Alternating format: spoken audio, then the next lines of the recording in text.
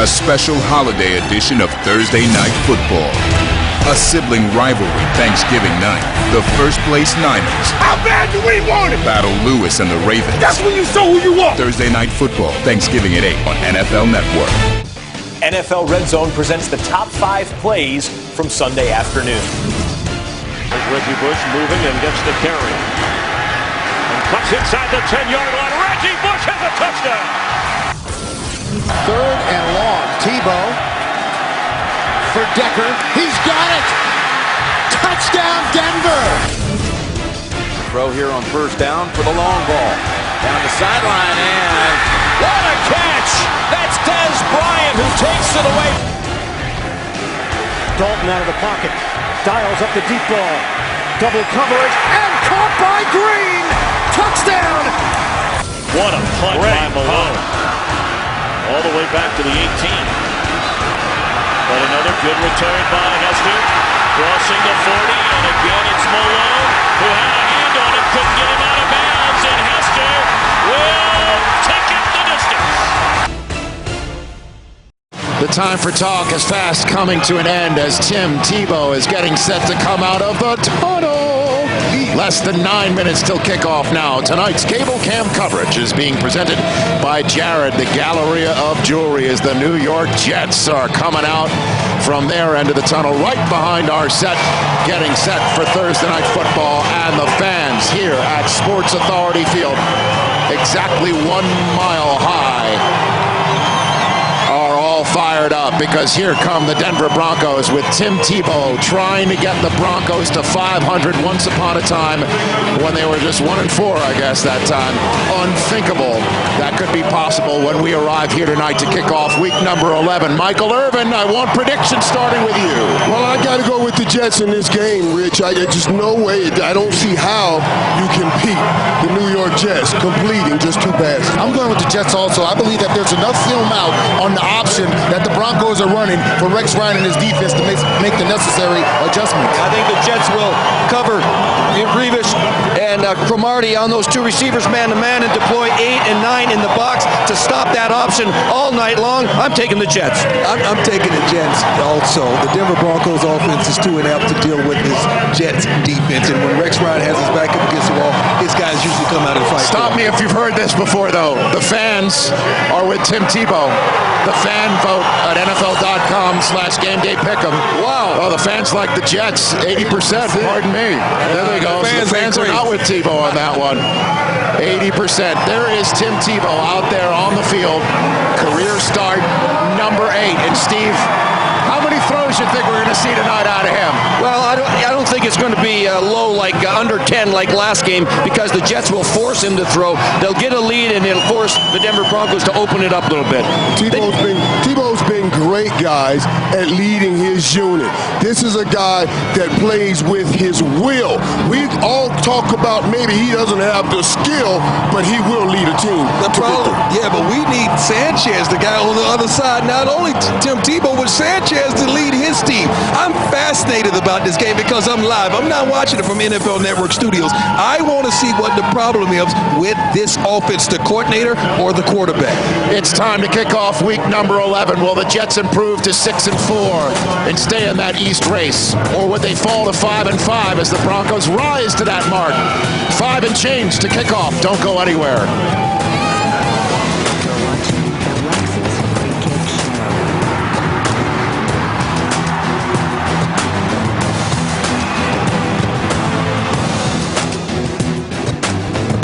Thursday Night Pre-Kick Show is brought to you by Lexus. It's time to engineer amazing. And by Sears. Sears has the perfect gift for anyone on your list. Real gifts, real joy. Sears. Nation of the National Football League on NFL Network.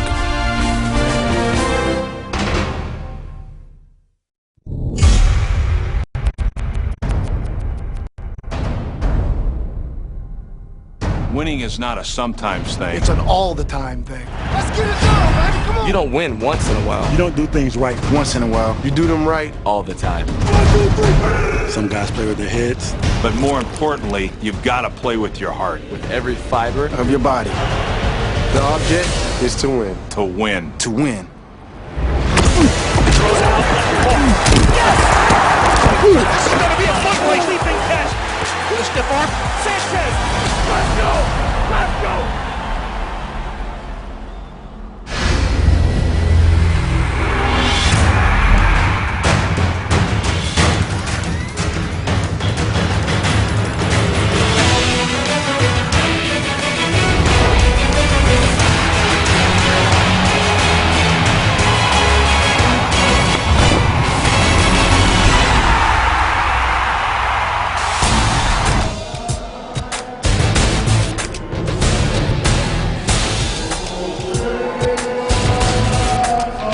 star-spangled banner yet wave o'er the land of the free and the home of the brave.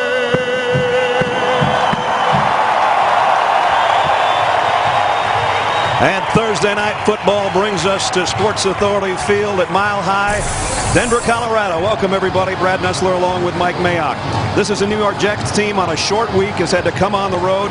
An emotionally draining loss to the New England Patriots on Sunday night. And now they go against the Denver Bronco team that's won 3 of 4 with Tim Tebow and an unorthodox offense, Mike, at least for the National Football League. Unprecedented, Brad, in our lifetimes to see a spread option offense in the National Football League. And I really think the buy-in as an organization occurred 2 weeks ago in Oakland.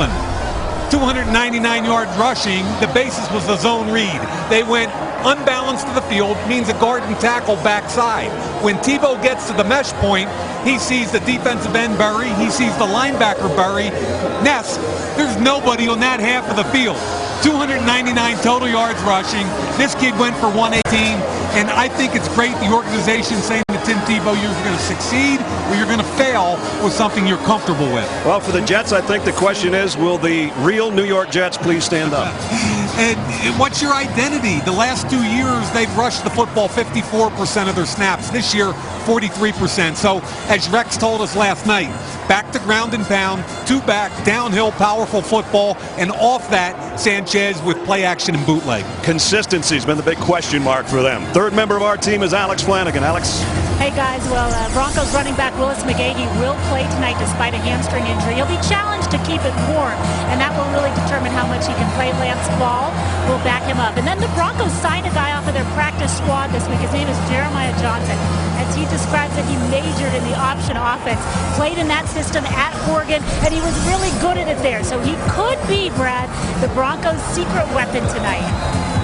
Well, he definitely knows how it's run after a great senior season at Oregon.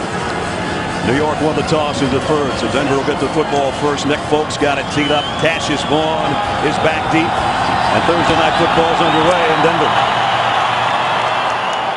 Vaughn watches it sail through the back of the end zone. So the Broncos will come out on offense at their own 20-yard line. Let's check the group up front. Flady and Beatles, Walton at the center spot, Cooper and Orlando Franklin, their #1 draft choice. Willis McGahee and Spencer Larson in the backfield. Eric Dicker is the #1 receiver on the team, Eddie Royal, and Daniel Fells, the tight end. So here we go. Everybody's talked about it all week long and for the last couple of weeks. Tim Tebow and the Denver offense. And right now he's in an empty backfield. And this is Orlando Pace all the way out here, an outside linebacker. Tebow's going to throw deep on the sideline on the first snap, and he got it. Complete to Demaryius Thomas. And Bebe has got it down the sideline for 27. What do you mean I can't throw a football? They come out, first snap of the game, little 3-step drop. This is a low-risk, high-reward throw to Demaryius Thomas, who's coming out of the exact same offense at Georgia Tech, where he played for Paul Johnson. Looks like he got both feet down. He's a big, strong receiver. He probably looked back there and thought that Josh Nesbitt was throwing that football to him. So first down and a 27-yard pickup out to the 48-yard line on the first snap of the ball game for Denver. Now they go to orthodox handoff here to Willis McGahee, and no gain on the play for Willis. Stopped at the line of scrimmage by Muhammad Wilkerson, part of that Jets defense. Their #1 pick. DeVito. And the linebacker spots McIntyre, Bart Scott, David Harris, their MVP a year ago. Calvin Pace leads them in sacks, and in the secondary, Rivas and Cromartie, maybe the best pair of corners. Eric Smith and Jimmy Leonard, the safeties. Second down at 10. Broncos opening minute of the ball game. Now Eddie Royal comes to the backfield. Whoa, and Tebow really got leveled as he let go of the football, and that's going to be the MO, I think, for the Jets defense probably tonight, Mike. Yeah, and they're coming out of the second level, the inside linebackers, to take a shot at Tebow. And what they want to do, watch what happens here, scraping outside to take the shot. The ball's given to McGahee, but they want to decapitate Tim Tebow early and often. He's not going to forget that Bart Scott hit anytime soon, I don't think. Third down, which has been kind of a journey for the Broncos this year. Third down along 5. They're 34% on the year on their third down conversions, and not very good on third down and 5+. They'll keep it on the ground. No risk here. McGahee, and he takes Bart Scott with him for the first down.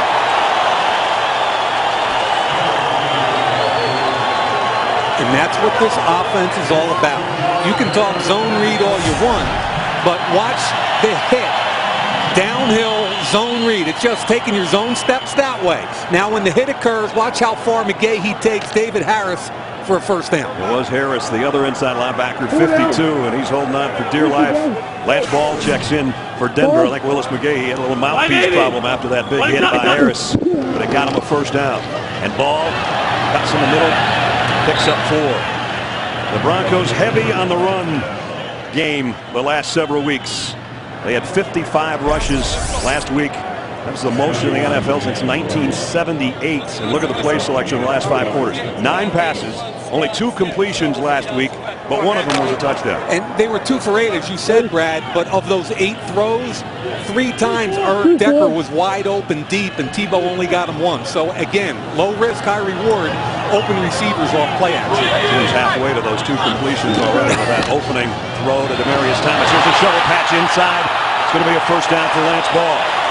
And there's another little different look. It looked like option and then a shovel forward. Yeah, and this is another double option where Tebow starts at the defensive end. He's going to start here, but watch Lance Ball come underneath. It gives him an outside pitch or an inside pitch. He can go this way, or if he sees the opening, bang, give it to him. Little shovel pass, get up the field. And if you're a New York Jets defender on a short week, this is the most brutal team you could have to prepare for. First down at the 30. McGahee's back in there. He's bottled up at the line of scrimmage again. Maybe got a yard out of it. So the opening drive for the Broncos has taken them into Jet territory already. Now, Brad, when you're talking about defending the option, which you never see in the NFL, here's a brief overview. Number 1, it's assignment football. If you've got pitch, you got to take pitch. If you're on quarterback, you take quarterback. Eye discipline. I think that's the hardest thing. You've got to stay and trust your reads on all that misdirection. And finally, watch out for the vertical shots. They're going to lull you to sleep and ultimately off play action take deep shots. 8th play of the opening Denver drive. Decker in motion comes to the backfield. He'll get it on the end around, and he's going to throw it. Decker going long down the sideline. Overshot Demaryius Thomas. Really good coverage. That's eye discipline by a defensive back. Okay, it's misdirection. Bottom line is Decker was a high school baseball player. He's going to come in motion, and here's the one-on-one down here. Great job by Cromartie at the top of the screen. Stays with him. Here he is. But you know what? My responsibility is man-to-man, nothing else. Great job by Cromartie. Jeremiah Johnson comes out of the backfield for Denver. And he's going to get the throw out in the flat. Got a block, got a second one, still on his feet. He's close to the 20-yard line, which would give them another first down. Alex told us before the game that this guy might be a key. This is the offense Tebow ran at Florida and Jeremiah Johnson ran at Oregon. Those two together are on the exact same page. Bubble screen, you cut the defensive end. Now the wide receivers have to block, and Decker made a great block. Watch Decker here. He almost takes number 20, Wilson, into the sideline. So it's 4th down, it's short, and the Broncos load up and will go for it. Extra lineman, McGahee follows that lineman, and I don't think he got it. David Harris looks like he stopped him. They might have lost a little bit on the play. Really quick penetration. I think it was Mike DeVito who got the initial penetration and forced the bounce. And if you're a New York Jet defender, you gave up a lot of yards. You took some time off the clock, but bottom line, there's no points on the board. No damage done. 9:49 first quarter. Jets on offense when we come back.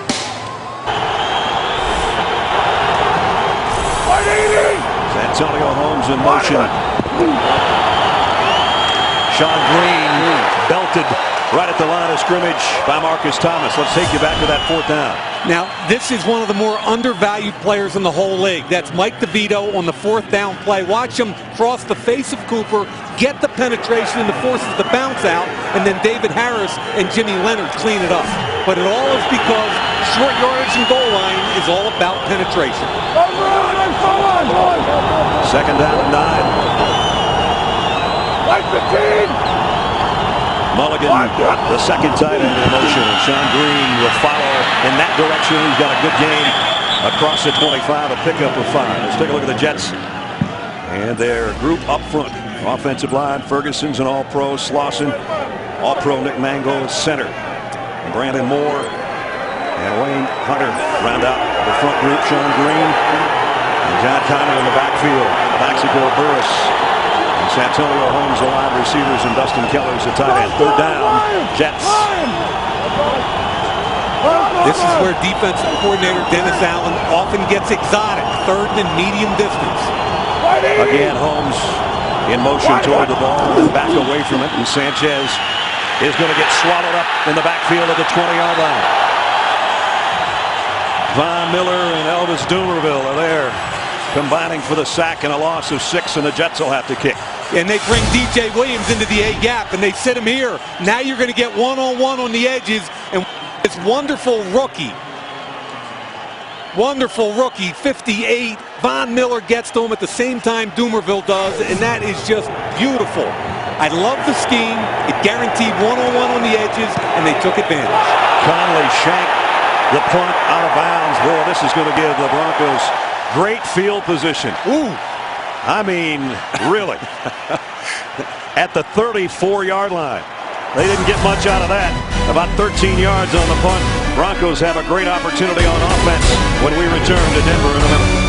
Tim Tebow's already got 3 completions in this game. He only had 2 a week ago. Matthew Willis on that little flare pass out in the flats.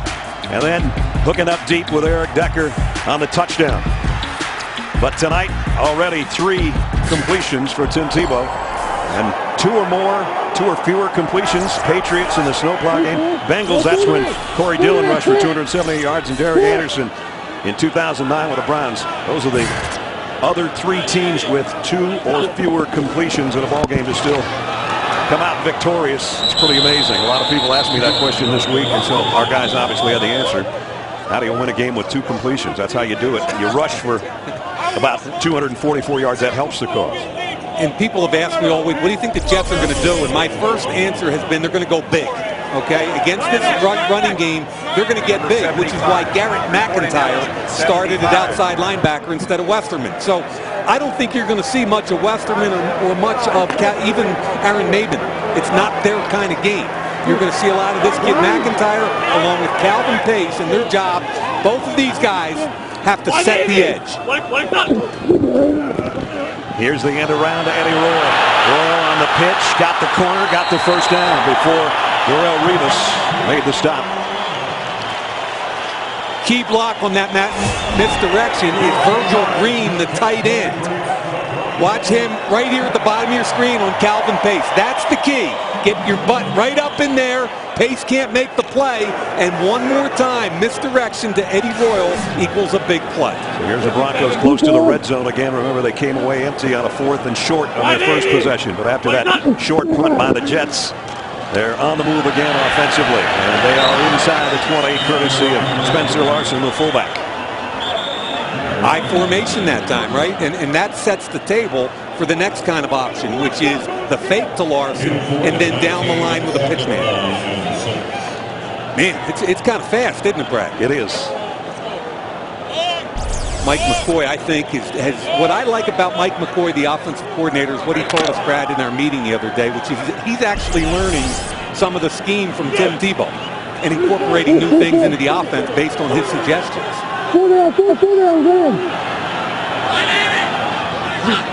Second and 6, Tebow to throw. Maybe. And he completes another one. And it's close to a first down to Eric Decker. Tebow bought himself a little bit of time. I'm going to say incomplete. Yeah, they were trying to get 37, Jeremiah Johnson on a wheel route. Good job by Tebow coming down late to Decker. Okay, let's see if he gets, see the ball's rolling around off his hip. That has to be incomplete. But the point of that whole play was to get speed on the edge and trick them into a wheel route with Jeremiah Johnson. John Fox went on 4th down last time. Here it's 3rd down at 6. They need to get inside the 13. Direct snap, Jeremiah Johnson. Good hit. And nice job by the Jets defense. Bart Scott led the way. And they bring him down, and now we'll see the field goal unit. We have seen a little bit of everything today. Now watch what happens. Tight bunch here, and watch the tackle pull. Clady pulls, direct snap to the tailback. He gets outside Wilkerson, but what a great job by Bart Scott playing off the block and making a big hit. Matt Prater, 37 straight from 40 or less. This is going to be a 37-yard field goal attempt.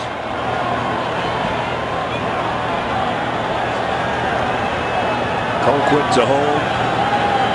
Broncos trying to get on the board first. And they will. Just inside the left upright from 37. Broncos on their second possession get a field goal, 3-0 Denver. After the late afternoon games, Deion Sanders and Steve Mariucci join Rich Eisen to recap all the action and give you a preview of Sunday Night Football. Watch game day highlights Sunday, 7:30 Eastern on NFL Network. Matt Prater is set to kick off. All 18 of his kickoffs here at home have been touchbacks, but that guy's not afraid to take one deep in the end zone. Joe McKnight on the other end has a 107-yard return for a score, and he is going to take a knee about 6 yards deep. And the Jets will be working offensively at their own. Thursday Night Football is brought to you by Chevrolet and their award-winning cars, trucks, and crossovers. And by Pizza Hut. Right now, get any pizza for just $10 only at your Pizza Hut. We want to welcome those of you in New York who have Time Warner Cable and Cablevision to NFL Network's Thursday Night Football. We know your cable companies are not offering NFL Network or NFL Red Zone, but we're glad that you're able to join us on WPIX tonight. After tonight, NFL Network has 6 more games on Thursday Night Football, starting Thanksgiving night with a great matchup of the Ravens and the 49ers. The Harbaugh brothers square off. For more information on local TV providers who do carry NFL Network in your area, visit www.nflnetwork.com, type in your zip code, and use the drop box. Brad Nessler, Mike Mayock, Alex Flanagan, and our NFL Network crew at Mile High, where the Broncos capped a short drive after that short punt. They only had to go 15 yards in 6 plays to get Prater's 37-yard field goal. 3-0 Denver. Second offensive series for the Jets at their 20-yard line. Last time they started at their own 21. Comes a blitz. The throw is complete out to the 30 to Santonio Holmes. Going to be, I think, just about a foot shy of a first down. When we talked with Mark Sanchez last evening, he told us what he really likes doing is getting out on the edge. Clear vision and ability to make decisions, get the ball out quickly, and that's what happened on that one. No problem at all. Rollouts, bootlegs, whatever. He's comfortable with that. He got 9 on that one. Second down and inches. Tight end Mulligan in motion. Sean Green's got the first down easily as he picked up 4. Joe Mays, the linebacker, made the stop. You know, Brad, there's a lot of talk in New York and nationally about where is Mark Sanchez. And look, they're going to go tempo here. No huddle, get a first down, and move quickly. Here's a quick throw to Holmes. Got a block, got the corner. Gets out of bounds after a pickup of 8. Brad, that's what's known as a smoke. Everybody thinks this is a run except the quarterback. All the blockers are going that way, and Sanchez just stands up, sees a soft corner, throws the ball out. Good job by the other wide receiver that time, Plaxico, blocking for his partner, Santonio Holmes. Plaxico Burress just got a piece of the corner, but it was enough to get number 10 on the corner. Second down and short again. 180! Check, let's go off that mark! Sanchez changing things at the line. Yeah, he saw Brian Dawkins coming off the edge. He drops the throw and fires it out of bounds. Flag came in at the end of the play.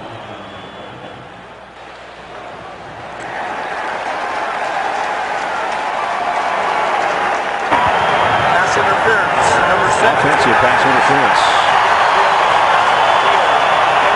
Plaxico Burress with a smile on his face, so I'm assuming he's the guilty party.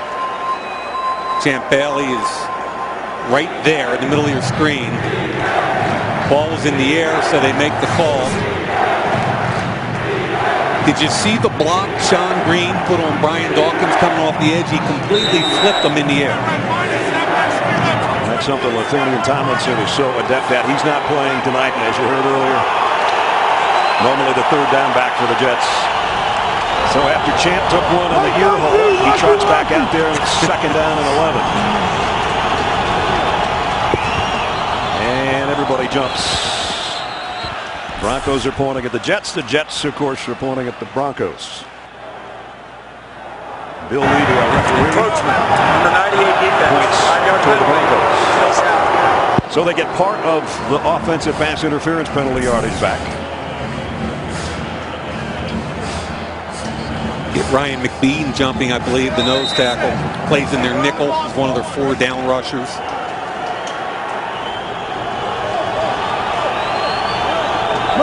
Three wideouts for the Jets. Patrick Turner joins the group.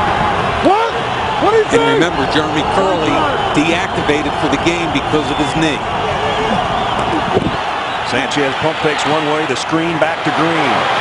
John Green got across the 40, but got cut down by Quentin Carter. And still down. And boy, they can't afford to lose this guy. No, they don't have a whole lot left with Ladainian Tomlinson down this evening. Then Sean Green. The end of the play. We'll check on him when we come back.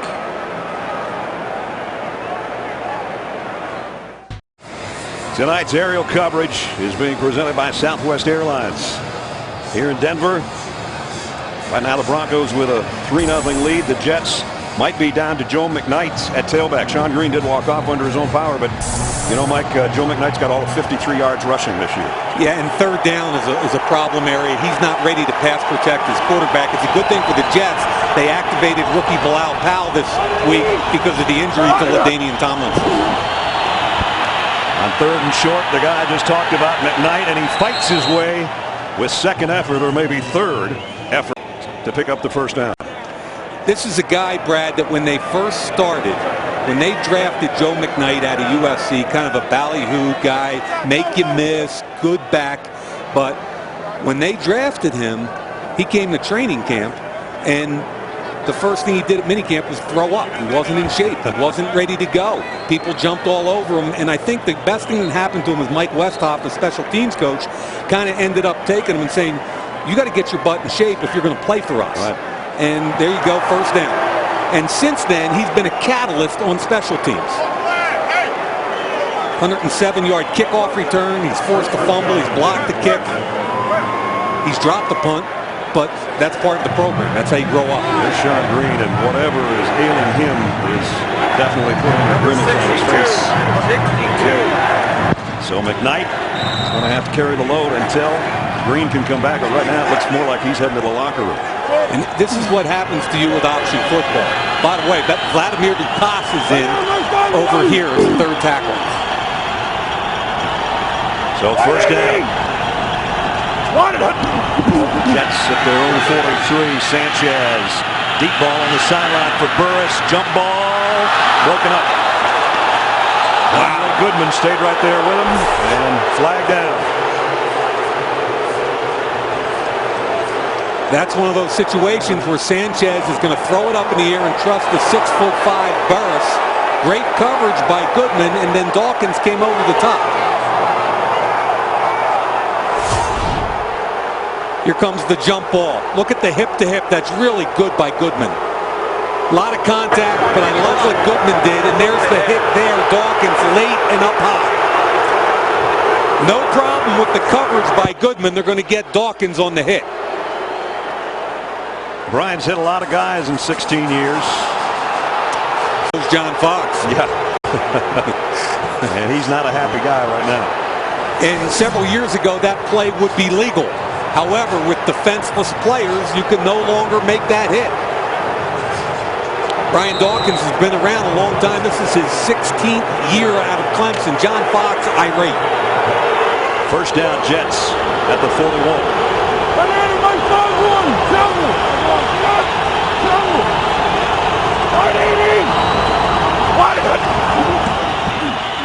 McKnight, good run inside to the 35. Joe Mays made the stop, pickup of 6 for McKnight. Doesn't have the kind of size Sean Green does, about 20 pounds lighter. And again, with Andy and Tomlinson, if you're just joining us and haven't heard,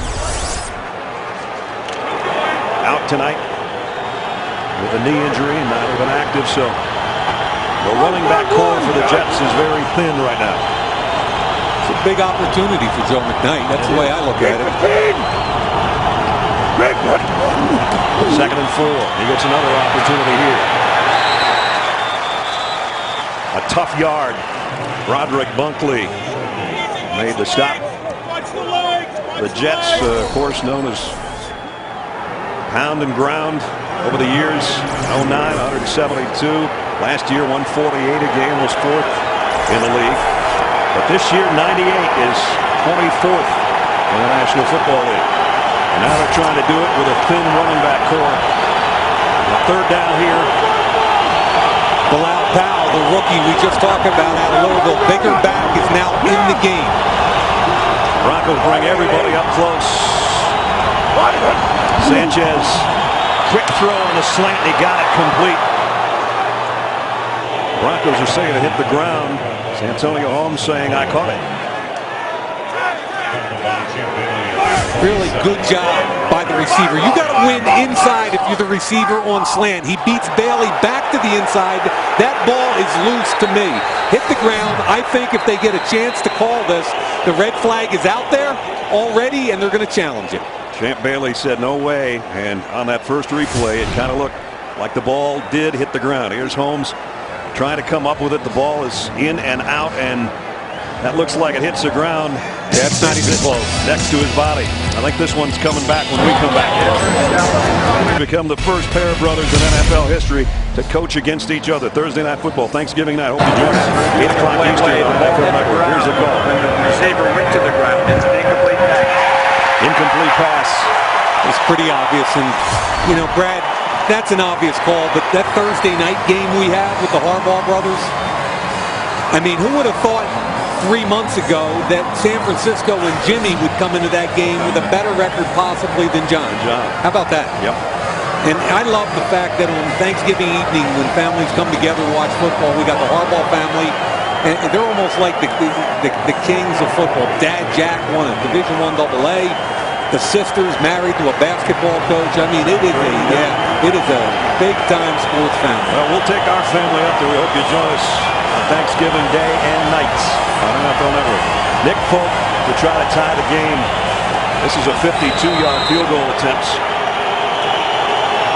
We're at altitude, right? Yeah, he hit a 56-yarder, a Jets record here in Denver. So he's got the leg, and he knows this stadium. Kick on the way, but it's going to be left on him. Yep. And keep in mind now where the ball comes back to. This is the downside of missing a long field goal. The attempt came from between the 42 and 43-yard line, so great field position for the Broncos. Just hooked it. That's a poke tail. Tail to the left. Tail. That's why they pay you the big money, Nessa. That's right. A folk tail. John Fox doing a little leaning of his own. Now, this is what option football does to you. It keeps the clock moving.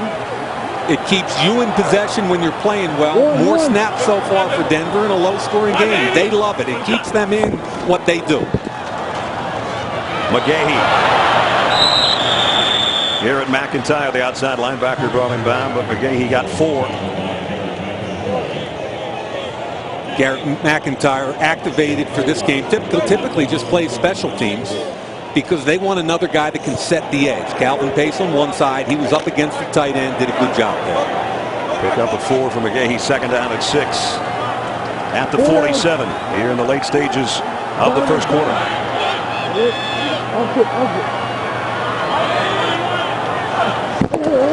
Here's the handoff to McGahee, and he lost the ball, and the Jets have got it. Bart Scott with a fumble recovery. Tackled by Virgil Green.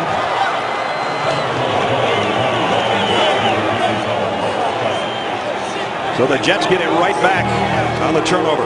This is a little bit of a bear look where they cover up the 3 inside guys. Watch Wilkerson, I believe, right here on Clady. I think he gets his long arm in there on the strip. I think it's Wilkerson. Couldn't see a number. The ball comes out late. Calvin Pace gets a piece of it, and Bart Scott alertly picks it up. Jets with an opportunity at the 35. Do they try to get a big one here on a sudden change? Yeah, man. Keep your eyes open.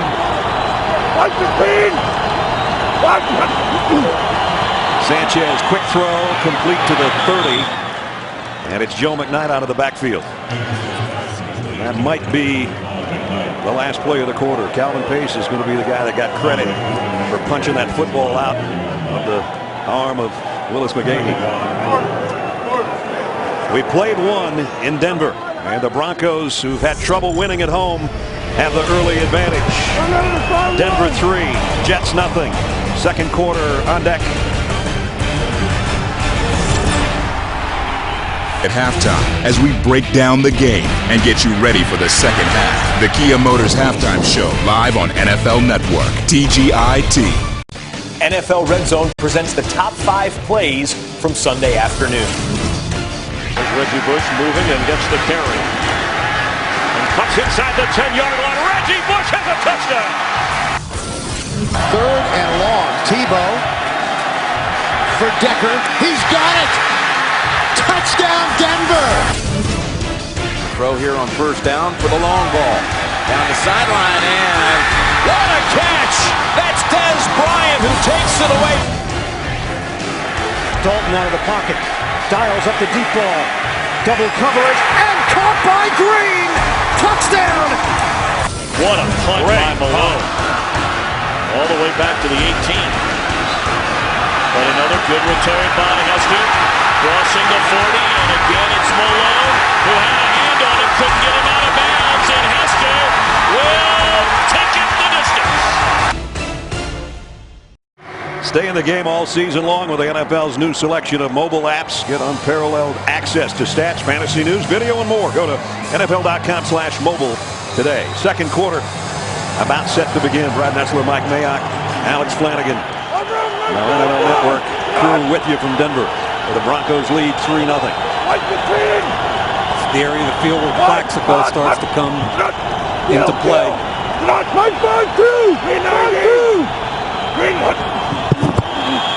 McKnight dragged down as he hit the 25-yard line. And let's check in with Alex. Brad, Sean Green still in the locker room with what the Jets are calling a rib injury. His return is questionable. Remember, though, Mark Sanchez telling us he was already concerned about his pass protection from his running backs. LT remembered not playing in this game. He said this was going to be a big test for Sean Green. Now it might be a big test for Joe McKnight. Absolutely. He got a first down, though, at the 25-yard line. And they're running the football efficiently, which is the best of all worlds for the Jets. Burris is in the slot, now becomes the wide eye, the top of the screen. Sanchez, quick slant, complete to Holmes, and he's down to the 11. 13-yard strike, and that's the kind of throw Mark Sanchez likes to make. Yeah, he's on time, on tempo with an in-breaking route.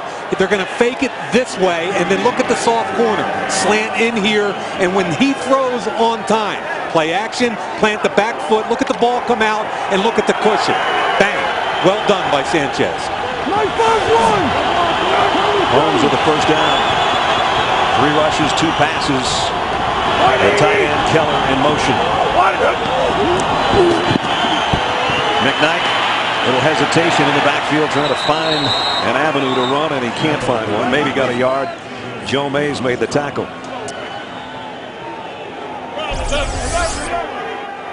The Jets have scored touchdowns 62% of their red zone drives, 4th in the NFL. Mike already mentioned Plaxico Burris. 5 of his 6 touchdowns this year have come inside the 20-yard line. Yeah, and it was a point of emphasis in the offseason to improve red zone proficiency, Brad, on both sides of the line of scrimmage. Burris is to the top of your screen. McKnight will empty the Jets backfield. Second down and 9. Sanchez, quick throw. And Holmes would have had a touchdown if that pass would have been online.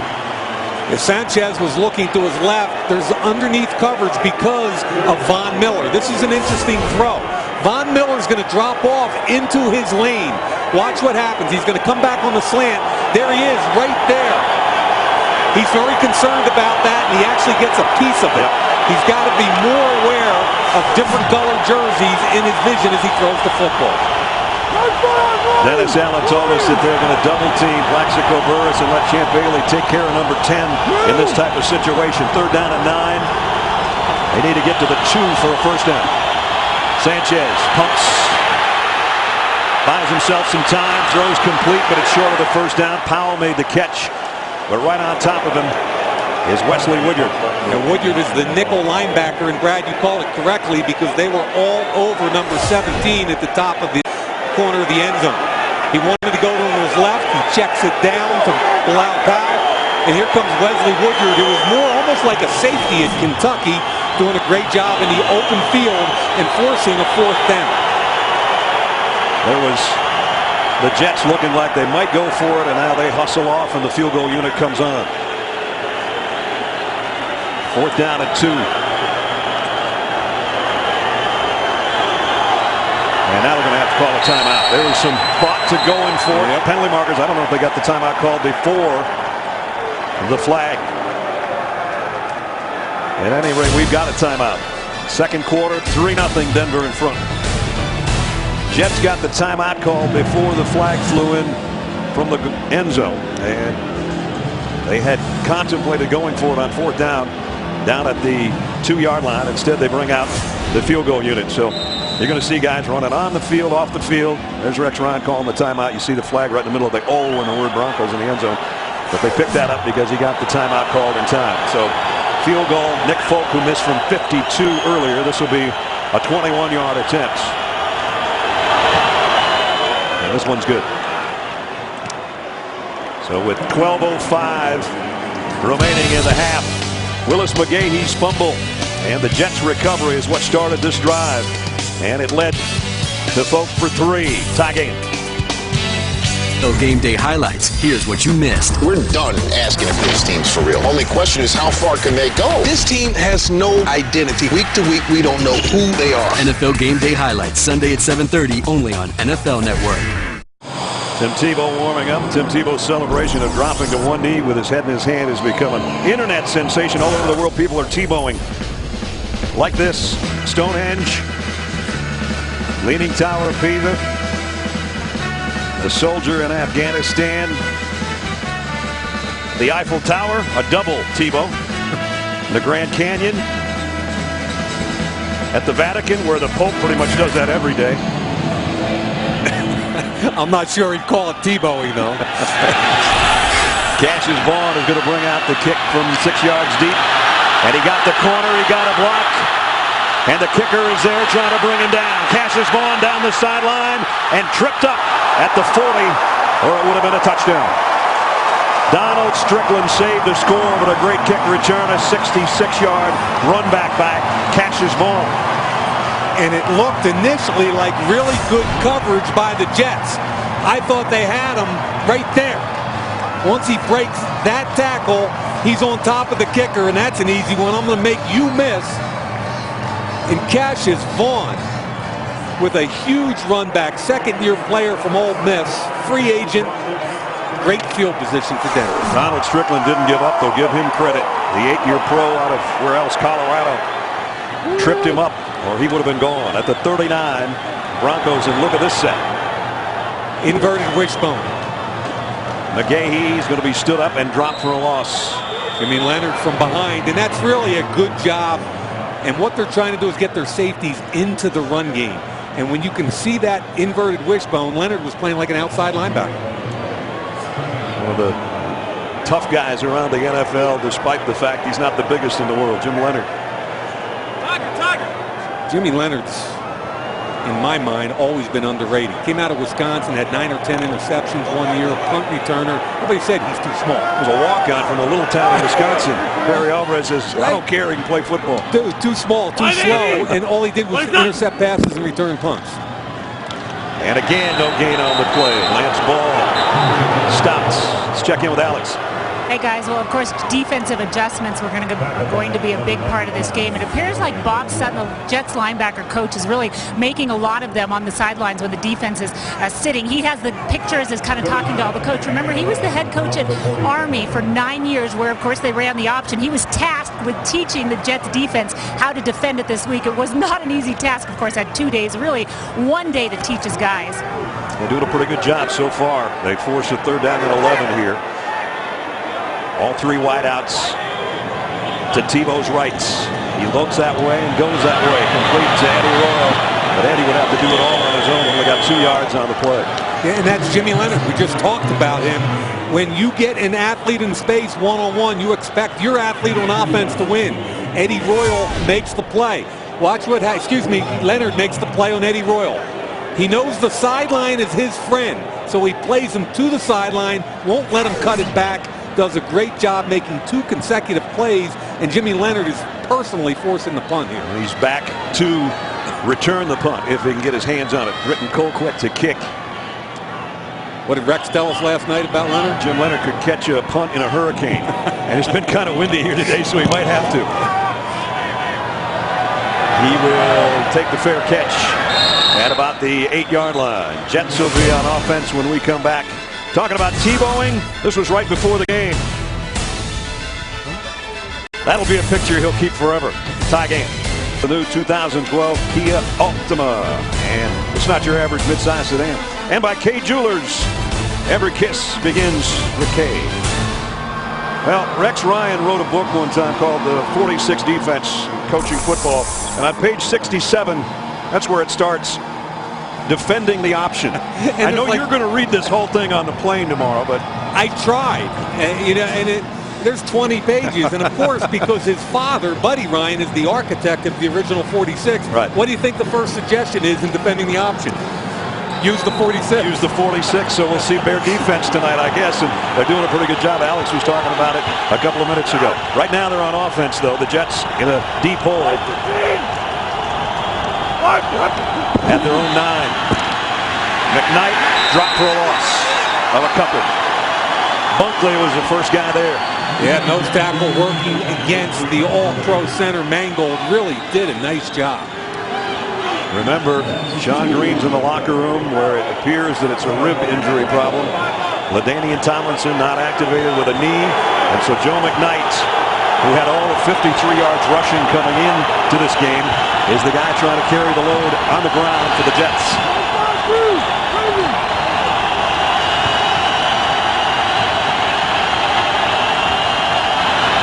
Broncos fans making some noise for Sanchez at his own goal line. Screen pass, McKnight had to make a tough catch. Only got a couple out of the deal. Nice job by Brian Dawkins coming up to make the hit. Brian Dawkins still in year 16, one of the most aggressive defensive players in the league. And Brad, I thought it was really fun talking with him yesterday. Well, he's a pro's pro. Oh, man. He started trying. Here comes a hit. How many steps late did Von Miller hit him? No call made.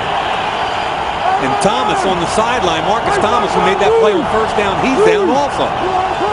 At the 9, 3rd and 10. Sanchez hurried through over the middle, incomplete.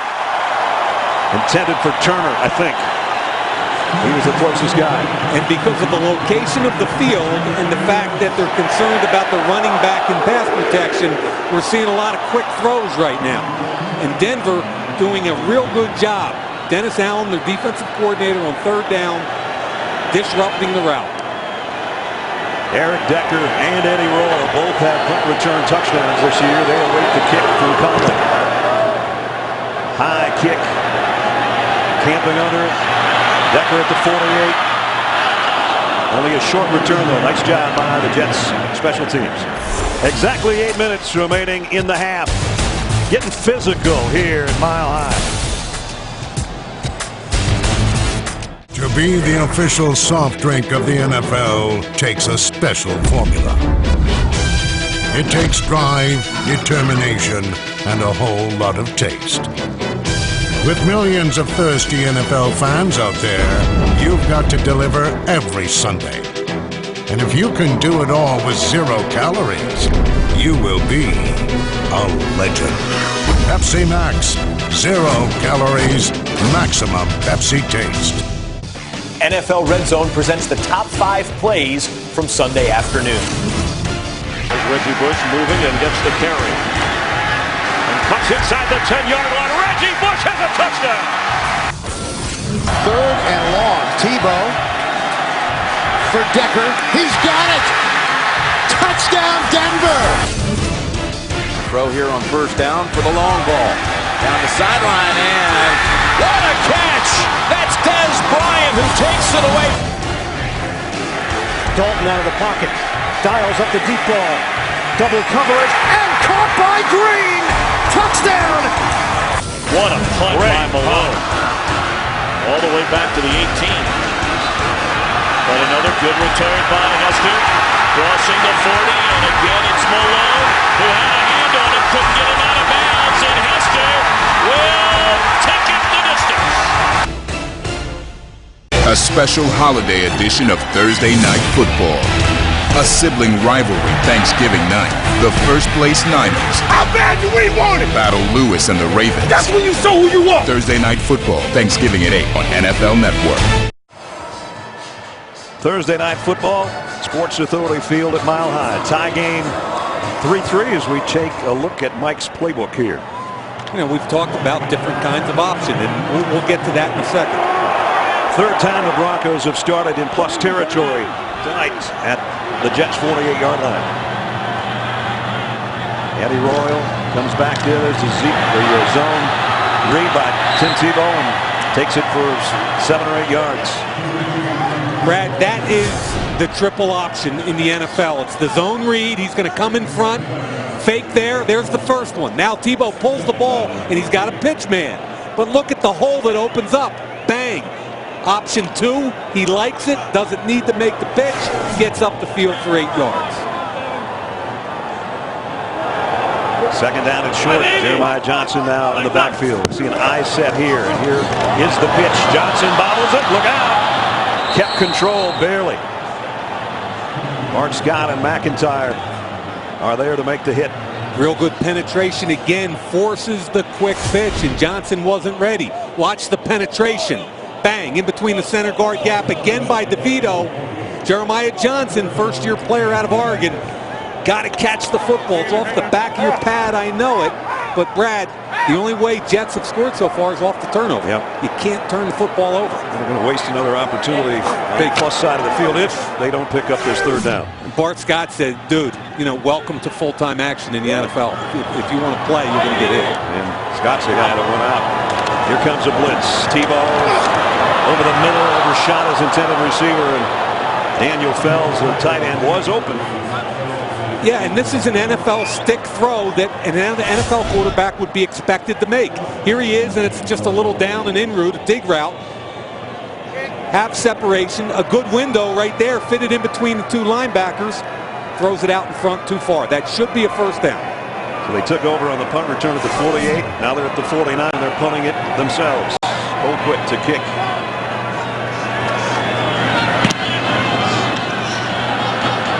Leonard's going to let this one go. And did it make the end zone? Yes, it did. Oh, boy. Wow. That was close. Matthew Willis was trying to track it down in the corner. Get your head on a swivel. And it just made it. Nice attempt, though. This Sunday on NFL Game Day morning, catch Michael Irvin's exclusive interview with Deshaun Jackson of the Eagles. Don't miss NFL Game Day morning, Sunday starting at 9 Eastern, only on NFL Network. It's an interesting interview, especially given where the Eagles season has gone so far. You know, you're talking about the Eagles that, with 3 wins, have a big game this weekend. And the Deshaun Jackson thing in Philadelphia has just kind of like incented the whole town. People have opinions all over the place about Andy Reid's treatment. The Eagles need to win every week from here on out. Wilson in Seattle on the single first. Here's a throw. Tight end made the catch. Got decent yardage, 6 yards for Keller. Chris Harris made the stop. Yeah, I don't know why he waits so long. Watch the motion right here, okay? He's going to come back across the green. Give it to him. He's open. That guy can't get there, and you've already beaten that guy. Give him the football, the chance to get up the field and break a tackle. You give it to him right on the sideline, Brad. There's nowhere to go. Keller goes out after picking up 6.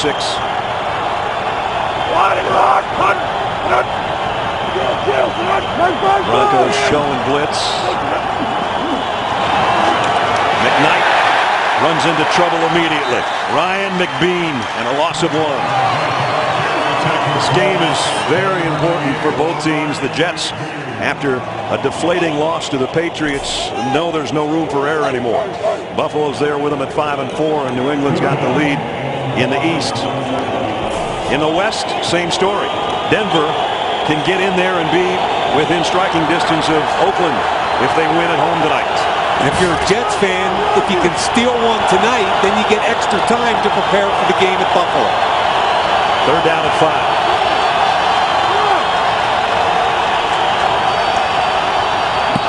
Let's see if we're going to get a flag. Sure looked like Doomerville and maybe Wayne Hunter jumped.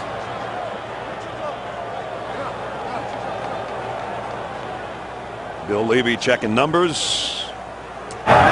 Neutral zone infraction, number 92 defense. Came in the neutral zone, an offensive man to false start. The 5-yard penalty will result in a first down. Yep, it is. Good call. So there's a gift on 3rd and 5. Both defensive coordinators, I think, on short weeks with great game plans so far. We've talked so much about the Denver offense, but they've been shut down a little bit, and so has this Jets offense. Jets haven't had a lot of big plays all year. They've only got 1 play over 40 yards on the season, and we've had no big plays tonight, really, with the exception of that kickoff return a little bit earlier in this quarter. Bunkley, again, he's been a man to handle on that front wall defensively for Denver. Ryan Schottenheimer has, I think, his hands full a little bit right now, Brad. People talking in New York, ground and pound, where is it? The run game not being successful. Can Mark Sanchez take that next step to become a big-time, quote, Super Bowl type quarterback?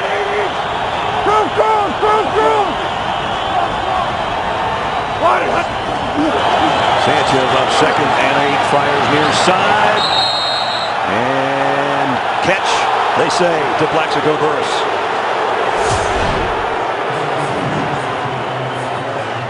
I don't know about that, huh? The line judge came up there and made the call. He was right on top of the play. They got to try to snap it here. There goes the flag. And Sanchez tried to get the snap and take off with it. Good job by him, but the flag was out there way before he ever snapped the ball. Shoddy's looking at going, oh, man. John Fox watching it on the big screen. Here's another look. When does he have full possession? And it sure looks like that foot's down before the knee is. Have to have full control and possession of the football. Remember, there's that back foot is dragging, but that knee's down, I think, before the back foot is inbound. Let's see. Even if you give him the first one, it looks like that knee hits before the trailing foot. Would have been a 12-yard pickup and a first down, but we await on the challenge. The call on the field, a completed pass. They look upstairs, and Charles Stewart, our replay official. John Fox in his first year as a head coach here. After a 2-14 campaign with the Carolina Panthers last season, but comes over here. They wanted a change after Josh McDaniels and go in a very different direction. John Elway and company, and this guy has been around a long time, and he's been a good coach. Yeah, and he's kind of a defensive-oriented coach. That's his background, obviously, and I thought it was a great hire with Dennis Allen coming over from a New Orleans defense. Sanchez is best when that back foot hits and he gets the ball out quickly. He's a timing and rhythm passer.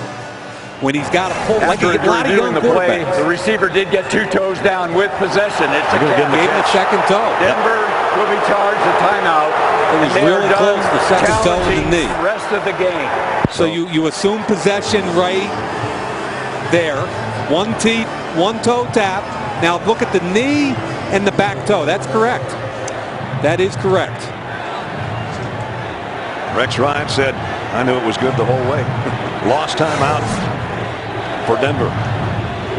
And the Jets keep the drive alive at their own 44.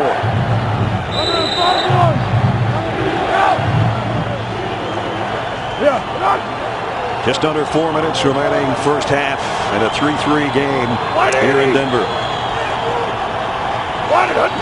Powell, the tailback in the eye. He gets the call, and he's going to go down for a loss. Boy, Von Miller, how good is he going to be? He already is as a rookie. Yeah, he's got a chance to be special. 8 sacks coming into the game. You're going to see him come through the tackle tight end gap from the backside. Gets low, under. Look at him dip, rip, and tackle. Kid special coming out of Texas A&M. A lot of people thought, why would a 4-3 team draft him and make him a linebacker when he's a natural edge rusher? But they've done a great job incorporating him into all phases of the defense. Sanchez with a shotgun on second down at 12. Throw completes. Turner. He got to the 49. And it'll bring up third down there. Chris Harris, who made the tackle there, is a unbelievable story, I think. Is. Here's a kid, undrafted, not invited to the combine. 41 starts at Kansas. And Brad, there's 250 kids drafted. There's over 300 at the combine. He's a 4-year starter at Kansas, captain of the team, no medical, no off the field. And I apologized to him yesterday. I didn't even know him. I said, I'm really sorry. That was your opening line. I'm supposed to know all this stuff about the draft. I'm sorry. I was like, dude, I'm so sorry. Third down at 5. Big play here and a bad ball. Snap. Sanchez has to track it back, way back at the 26. That could have been even a worse disaster. I don't know if that snap was wide or if he wasn't ready for it from Mangold or what, but he barely got a hand on it. So here's Denver with another opportunity in plus territory. Look at McKnight. He's supposed to cut in front and catch the football. That was a direct snap to the tailback. Joe didn't know that, though. He knew it. He made the cut, but it was right by his head. The game clock operator put 2:22 on the game clock. So 2:22. Football just inside the 27-yard line. A mistake by the Jets has given Denver another golden opportunity, but they've been unable to take advantage of being on the plus side of the football field for the majority of the night. They only had 3 points.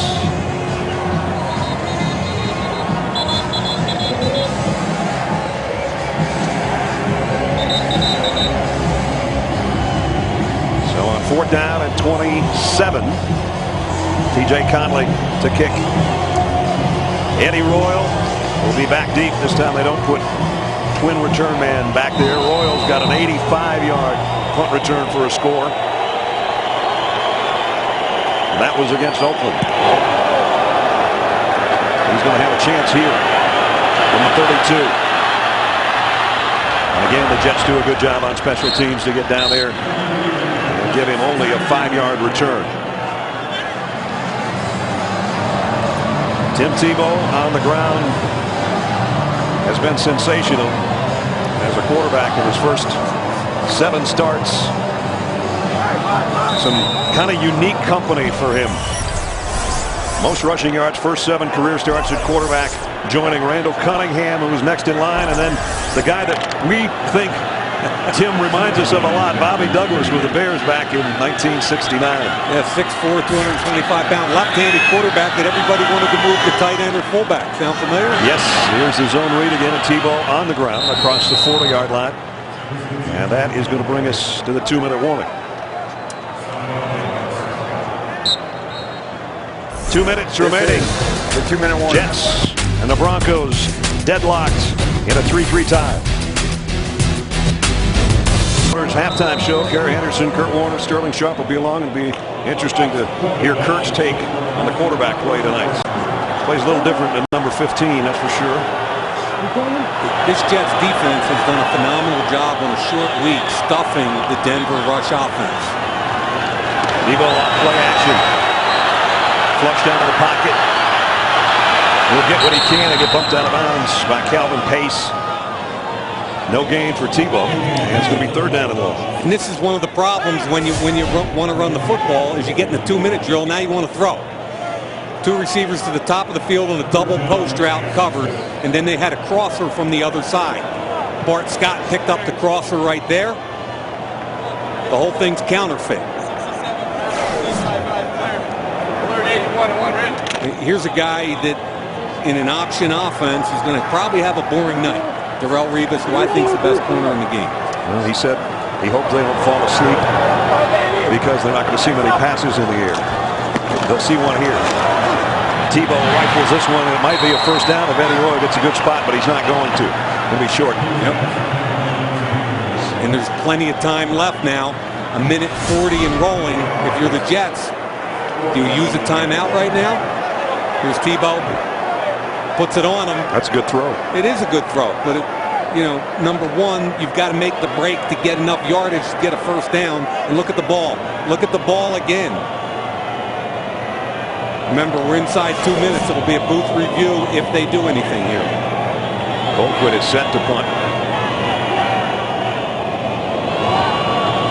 Looking to see a review. Looking to see a punt. A mile high in the air. No pun intended. Jimmy Leonard calls for the fair catch and gets out of the way.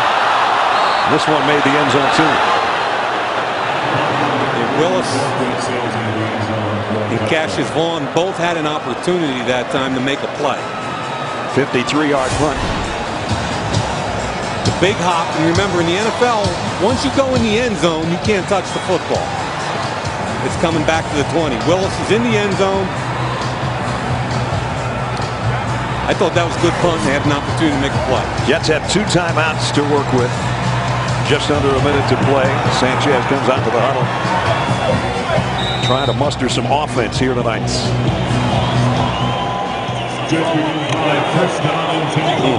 Broncos have allowed a lot of points in the last 2 minutes this year. Sanchez in the gun from the 20. McKnight, they play it safe up the middle. A little quick opening draw, and McKnight got 8 or 9 out of it. Standard fare in the NFL in a 2-minute offense. Start with a screen or draw something quick. Kick start your drive. Interesting matchup now with Harris on Holmes. Sanchez throws complete to Holmes. There's a busted assignment there. Harris ran away. They double teamed on the outside, and I don't know how you leave Santonio Holmes that wide open. And he gets out of bounds to stop the clock. I think he was stunned. He had so much room when he caught the ball and turned up the field. Exactly. Well, they worked it out to the 37. 36 to go in the half. Burris along with Holmes and Turner, the 3 wideouts. Dustin Keller hasn't caught a ball yet tonight. Now he has. Going to be stopped forward progress at about the 42. You know, Wayne Hunter, the right tackle, gets a great shot on the rookie Von Miller. 27 seconds remaining in the half. Timeout Jets. 30 seconds. Kia halftime show. You can win a trip to Hawaii. Michael Irvin will have his exclusive interview with Deshaun Jackson. Kara and Kurt and Sterling will be talking about this first half. 27 seconds remaining. Down to 1 timeout. There's the coordinators that are going against each other. Brian Schottenheimer, Dennis Allen. Little cat and mouse game here in the last half minute of the half. Jets have got some room to work though, but just 1 timeout remaining. Denver playing deep in the secondary. Quentin Carter is about 20 yards deep. Mark Sanchez over the middle, completes it. It's a first down in Bronco territory to McKnight. And they drag him down at the 43-yard line. And they hurry up here with now 10 seconds remaining. Oh, they faked quick the throw. They got it out to Keller. Great job by the Broncos being alert. Sanchez made a big deal out of we're going to clock it, we're going to clock it, we're going to clock it. They tried to catch him asleep, and the Broncos did a great job. Worked for Dan Marino. It didn't work for Mark Sanchez. Exactly right. See, watch what happens with Sanchez down here. The Broncos are confused right now. It's open right here, but look at the job by the corner coming off the edge, making the tackle. It was Champ Bailey, and if you're going to go after somebody, it's probably not the savvy veteran. Heck of a job by Bailey. That's a turner. You got to go block him. Champ Bailey showing why he's a 10-time Pro Bowler, more than any cornerback in NFL history. Well, they're going to bring out Nick Folk to try a field goal. This one's going to be from a mile away. Yeah. We've seen a 63-yarder from Sebastian Janikowski here. Jason Elam hit a 63-yarder in '98 here in the thin air. And this is a 61-yard Nick Folk field goal attempt. His career long is 56. Folk kick on the way. Not quite. He gave it a ride, though. Thought we were going to see another 60-plus yarder, but not quite. They head to the locker room, dead even. End of the first half. Broncos 3, Jets 3. Stay tuned for the Kia Motors halftime show coming up next.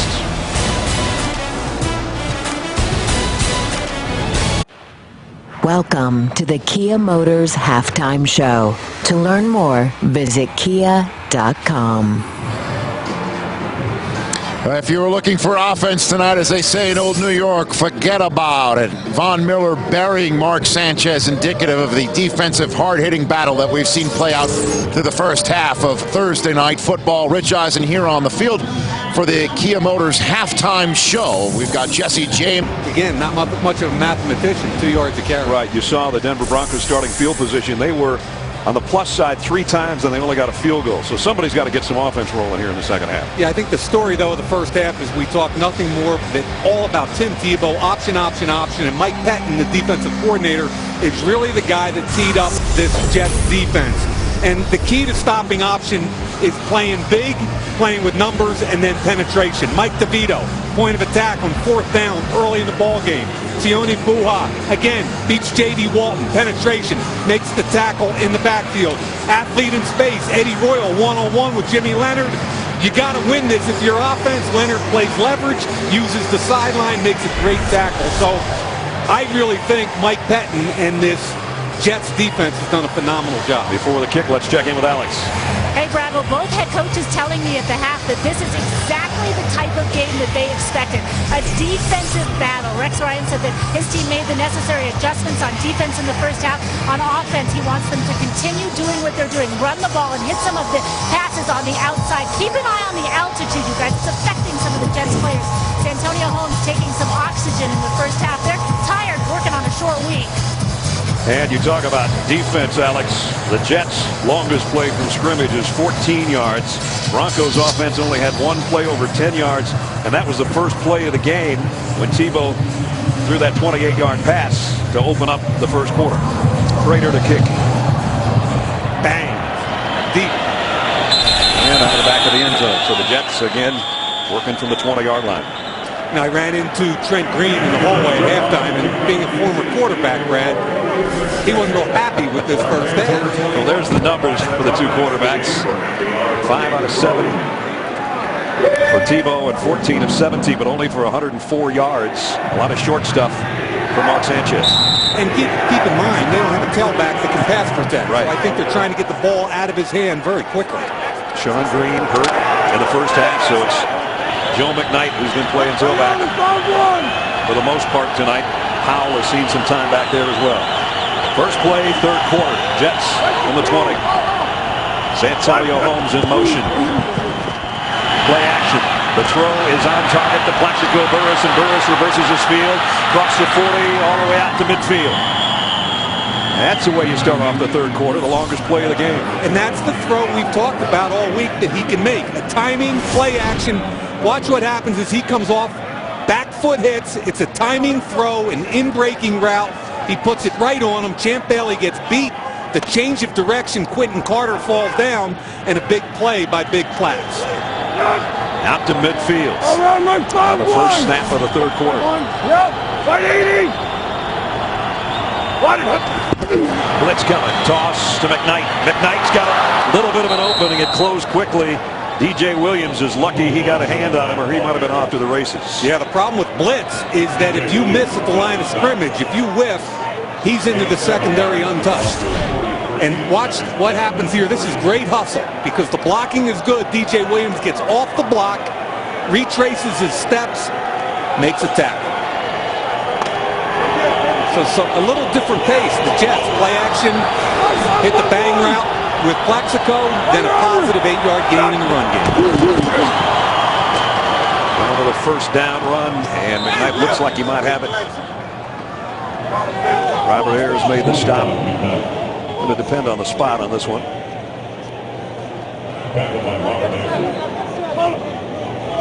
Remember, they're already moving the sticks, so first down. Blau Powell comes in. He's in with the fullback, John Connor.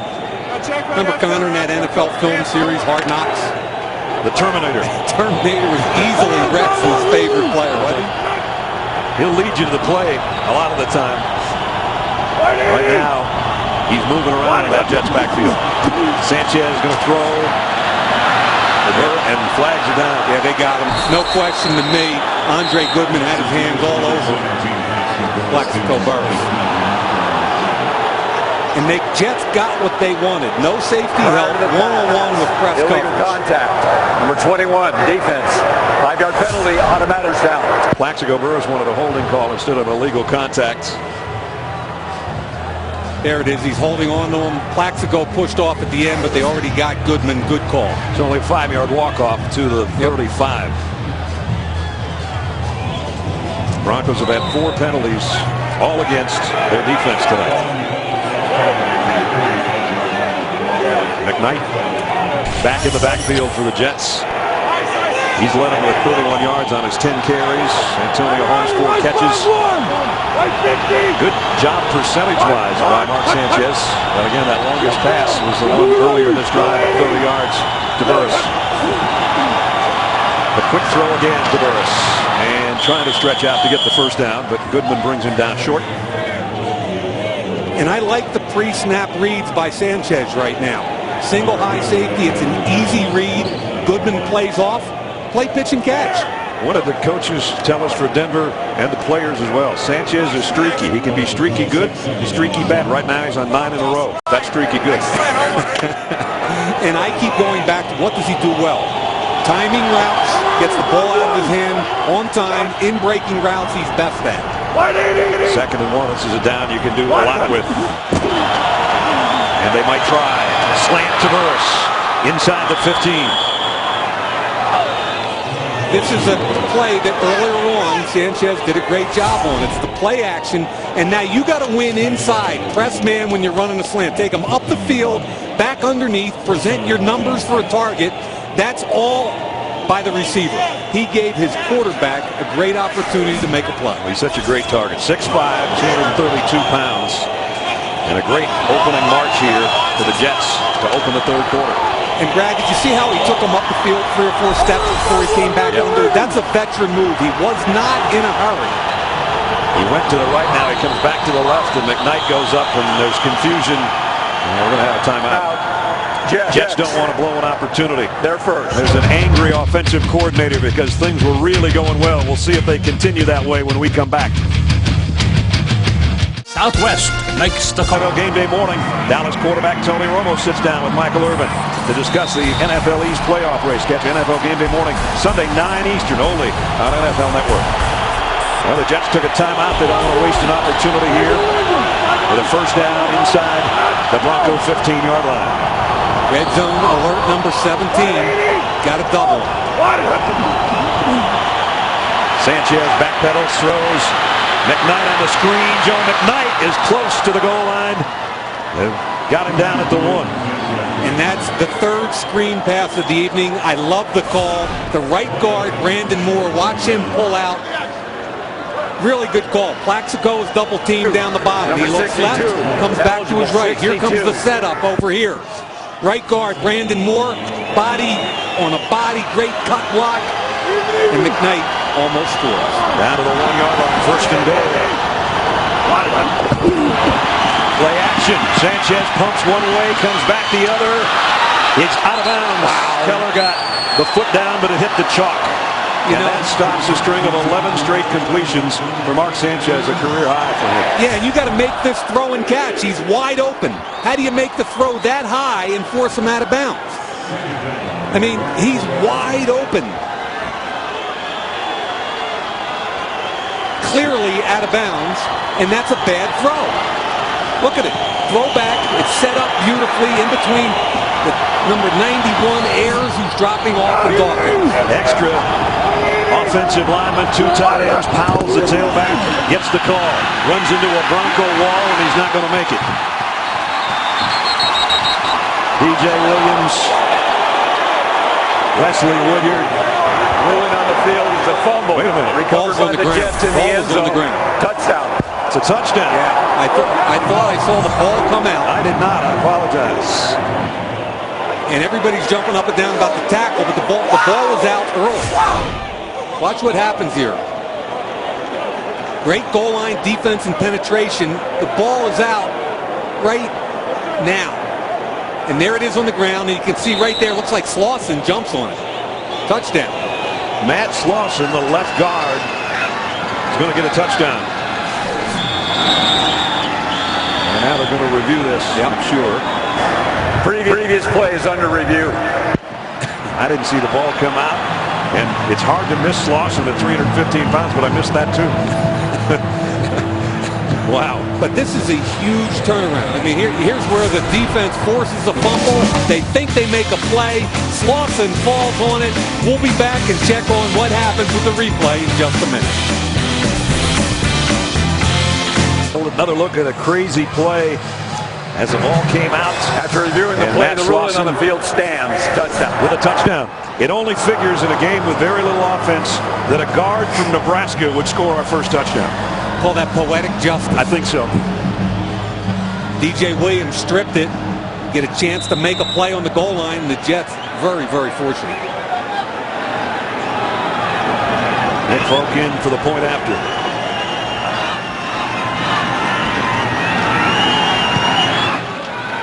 (10-3) Jets have taken the lead here in Denver. Crazy play, great finish for the Jets on that third quarter drive. An 80-yard drive capped off by a left guard's touchdown recovery in the end zone. Third-year player. We might not see one that crazy the rest of the year, partner. I don't know.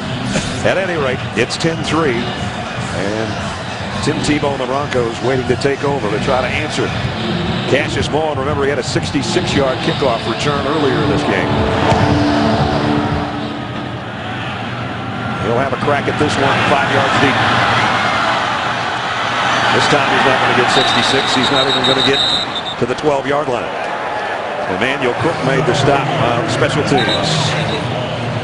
So, Brad, the story for me of the first half and the way this game's gone is how this Jets defense adjusted very quickly and held them to 35 yards rushing in the first half when the Broncos go for 299 against Oakland.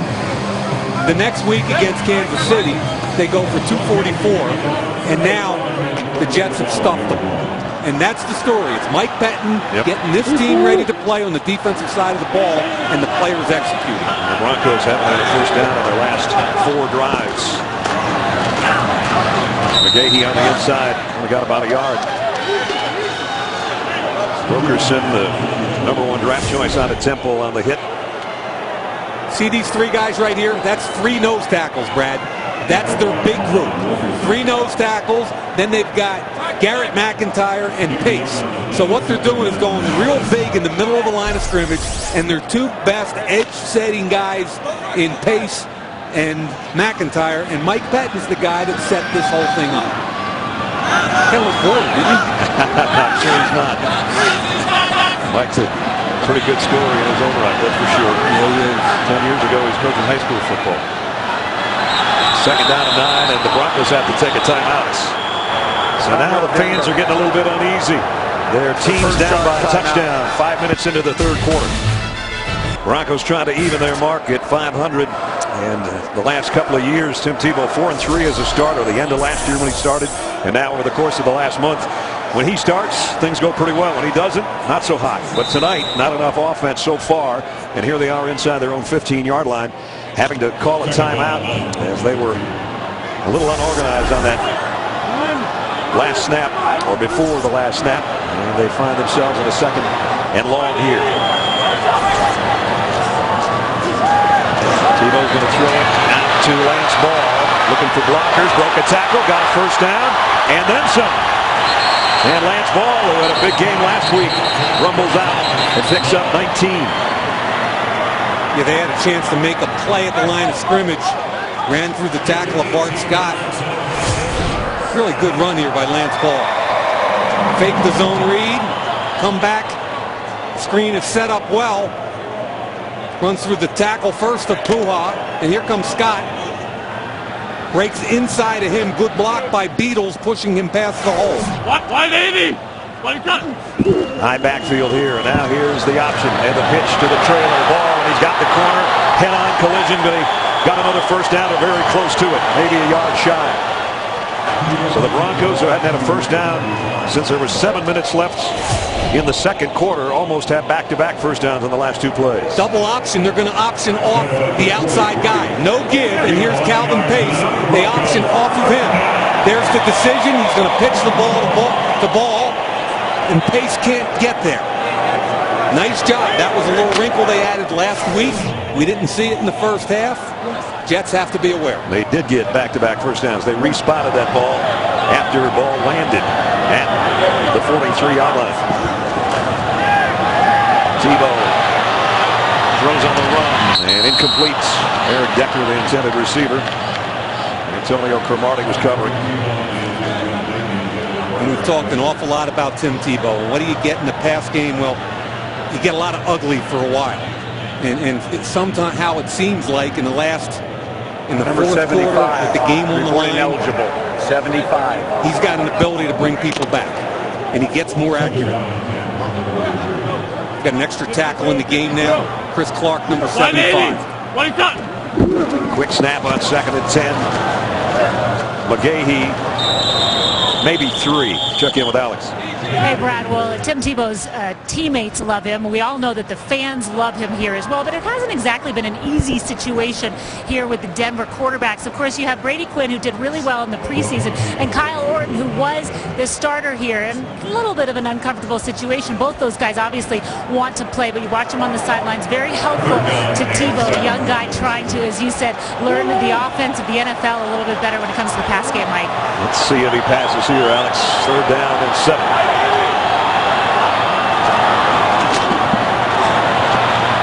Fires deep. Man out there just overshot Decker. Decker had a half step. And how does Decker always get a half step? And by the way, they're going to have great protection up front. Here comes an overload blitz. They pick it all up. Here's Decker. Watch him get the D-back turned and then break to the middle of the field and run by Irv Smith. If that ball is thrown 2 yards less, it's a huge play for Denver. And I'll tell you, Decker's faster than people give him credit for. Britton Colquitt in the punt now as the Broncos drive stalled at the 46-yard line.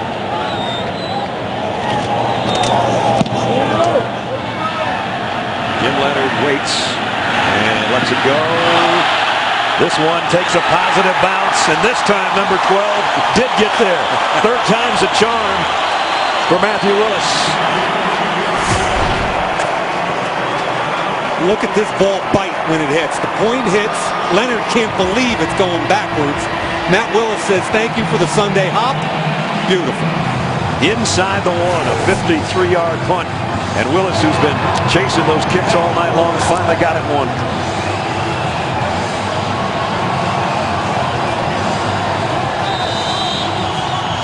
So now the Jets have to huddle in their own end zone. This is where Denver's defense has to step up and make a play. Force them to punt out of their own end zone. This is where you'd like to have Sean Green in the backfield, just to try to plow your way out of there. McKnight sits A back. Sanchez takes the snap in his own end zone. He's going to go straight ahead with a fullback, and that's probably a good call to get a little bit of room. John Connor with the carry. That's only the 8th carry of the year for a big fullback. Fans are trying to make it very difficult on the Jets right now down there on that end of the field. Be very interesting to see if Schottenheimer has the confidence to play action and throw the ball, try and get it out from the shadow of their own goal line. Got one wide receiver in the game, and he's being covered by Champ Bailey. Keller, the tight end, the motion man from the end zone. Sanchez incomplete, going for Keller, and couldn't hit it. And now it's going to bring up 3rd down, basically in your own end zone. You don't want to get caught holding back here either. Yeah, and they wanted to get to Santonio home. Watch him get blown up in here. Champ Bailey forces him inside. He runs into 2 different players, including Dustin Keller, his own teammate. Nice job by the Broncos setting up a critical 3rd and long. Tough spot for Sanchez. Now they've had some success with screen, and the last time they did it inside their own 10-yard line. You get sacked in the end zone, it's a safety. If you have a holding call in the end zone, it's a safety. 3rd down and 7. They'll play it safe. McKnight all wrapped up at the line of scrimmage by Dumerville. Great job by the Broncos defense. Dumerville chased down from behind. And you can feel a shift in momentum in the stadium. They're waking up now. That punt really did it, and now it's going to be a tough punt for Conley because he doesn't even have as much room as he'd like to have taking the snap here. Eddie Royal waiting back on the other end near midfield. Royal, fair catch, taken in Jets territory. Denver City and County Building. The legislative Thursday Night Football is brought to you by Lexus. It's time to engineer amazing. Thursday Night Football and our aerial coverage presented by Southwest Airlines. Beautiful night in Denver. Well, here's the Broncos in the Jets side of the field again, but they haven't been able to take advantage of it all night long. At the 49. Again, no gain for Lance Ball. That's Rapati. You want to give me that last name, Ness? Rapati. The Tua. Thank you. That was really good. He did a nice job. 6'8", coming down from behind, and I'm telling you, they're shutting down this Denver Broncos run game. But I don't think they're going to get frustrated. I saw them down 2 weeks ago, down by 10 points in the 3rd quarter to Oakland. Right. They didn't panic. They continued to run the football, but they've got to make a stand here. Great field position. 2nd down and 10. Play action. Tebow hitting the backfield, breaks that tackle, throws on the run, and that should have been caught. Decker. That one looked like it was on line from Tebow, but incomplete. Yeah, he shook off McIntyre, who came off the edge. See McIntyre coming here, shakes him off, and now Rapati's going to chase him. Throws the ball late to Decker. It's a fast ball. Decker's trying to keep both feet down and catch the football on the back hip. Probably should have caught it. Yeah, good call, though. That's what he was concentrating so much on that forgot to take the ball with him. Broncos have missed on their last 6 third downs, and they're only 1 out of 7 overall. They need one here if they're going to get anything going in Jets territory. Tebow throws incomplete. And a man, Demarius Thomas, who appeared to be open again. That's another NFL wide open window. That ball has to be complete. This is the education of a young quarterback. Looks left. I like him coming back to the right and not panicking. Now, he understands he's got to throw the ball away from his receiver, but you got to complete that pass. And Demarius Thomas, if you get both hands on it, you got to help your quarterback also. Colquitt, he'll try to drop one inside the 10 here.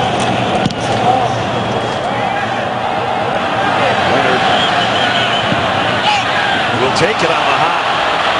Jim Leonard, and he's got it out across the 20, so that worked out pretty well for him. 43-yard kick and a 15-yard return. Introducing NFL Magazine. Sign up for the new official monthly magazine of the National Football League. Scheduled to launch this December. Go to NFL.com/magazine to learn more today. Mark Sanchez is has had a good completion percentage tonight.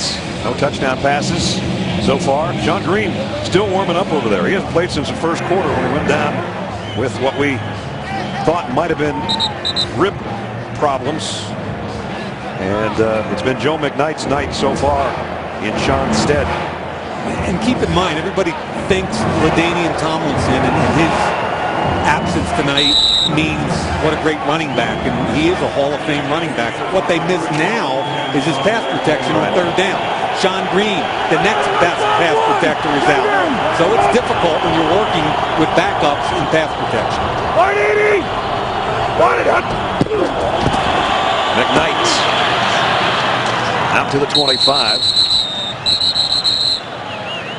Brings up second down and 6 with under 5 minutes and change in the third quarter.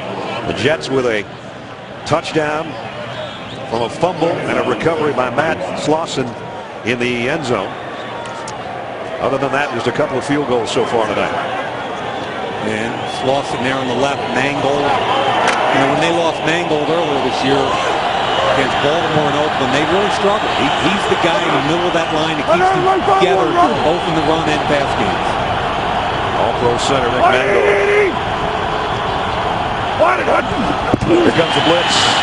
Sanchez gets rid of it, but it's behind Plaxico Burress. And he had to get rid of that one in a hurry.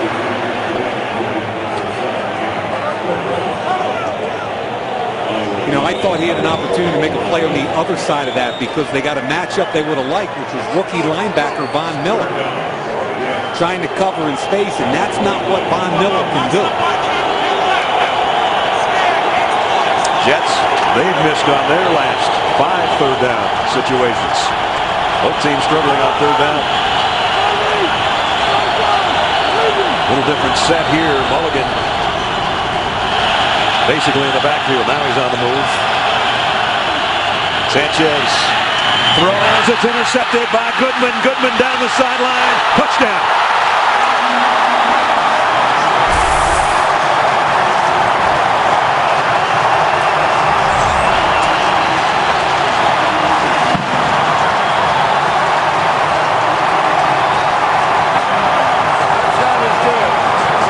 Sanchez hadn't made a mistake until right there. And it's a big one. In the corner, Goodman undercuts the route. You're going to see it from this side of the field. It's coming this way. Plaxico from inside runs a whip route. He's going to come right underneath. Plaxico's got to protect his quarterback and use that big body to shield him. But that ball should have never been thrown. Really love the play by Goodman. The break on the football, finishing by catching the football. And now we're rocking and rolling in Denver. Third pick 6 thrown by Mark Sanchez this year. Prater to try to tie it, and does. Oh, how one play can change the complexion of a football game.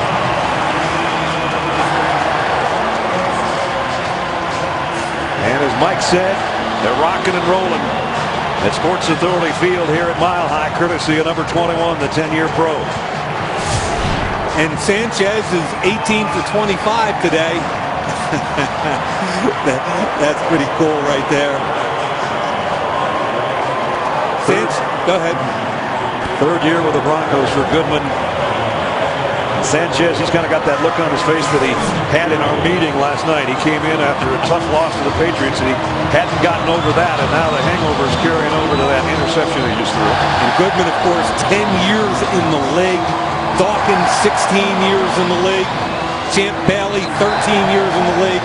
So 3 of the 4 starters in the Denver secondary in double-digit years. I'm not sure there's another team in the league that can say that. And Goodman is an elite speed guy that may have lost half a step, but he still flies. The AARP secondary coming through tonight for the Broncos. Right, they're babysitting for that free safety position where they've got Quick Barlow and Raheem Moore, 2 draft picks this year. And that, you know, that all comes from stopping them, forcing the punt, field position, forcing a third down situation, and your defense making another play. So now they're with a penalty after the touchdown. The kick's going to come from the 20-yard line, so the Jets are going to get good field position out of this and should get Joe McKnight a return. He hasn't been able to take one so far tonight, and Prater, who normally kicks it out of the back of the end zone, he would be hard-pressed to reach that point from where he's kicking off.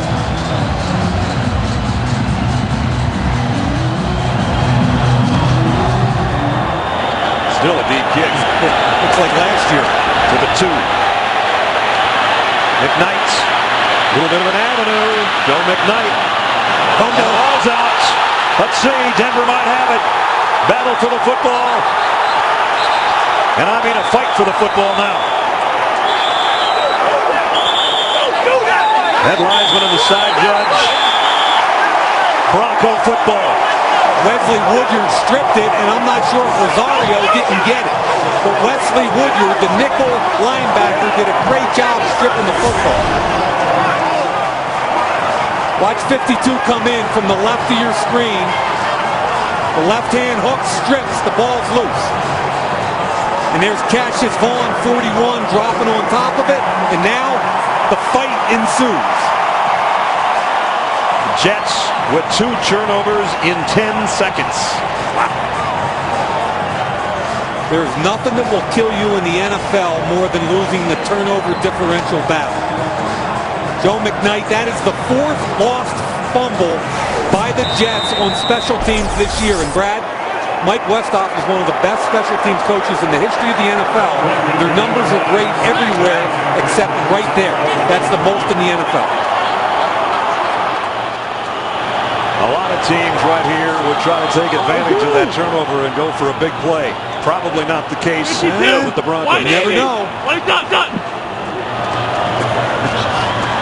McGahee's going to be dropped for a loss of 2 by Wilkerson. And I'm telling you, the big guys up front, Wilkerson, DeVito, Puha, Dixon, Ellis, Rapati, they're doing a great job rotating those guys through and just extinguishing this entire Denver run attack. Broncos have been camping out in Jets territory tonight. They don't have anything to show for it except the touchdown by their defense. They've got to find a way to get the Jets loosened up. The Jets are playing with numbers and they're playing with size, and you got to back them up. Play action. Tebow throws, and again a diving attempt, and the ball comes out incomplete. Darrelle Revis was covering, and he got his hands on it momentarily. Play action. They were hoping to get down the field with a dig route. There's Eddie Royal. The ball went in the air. I thought Revis might come up with it right there. Almost did. Yep. Tim has missed his last 5 passes now. Here's a 3rd down and long again. Trying to take advantage of the fumble recovery on the kickoff. They're going to waste another opportunity unless they pick up this 3rd down. Tebow pressured. Throws on the run. And out of bounds. Lance Ball was the closest guy. Jets kept a free safety in the middle of the field. The post route was not there. And like most left-handed quarterbacks, Brad, much better rolling to his left. I've seen that on tape. He's uncomfortable to his right. And another wonderful opportunity from a field position perspective squandered. Colquitt dropped the last punt inside the 10, but Jimmy Leonard took it on the hop and got a decent return. See how this one works out.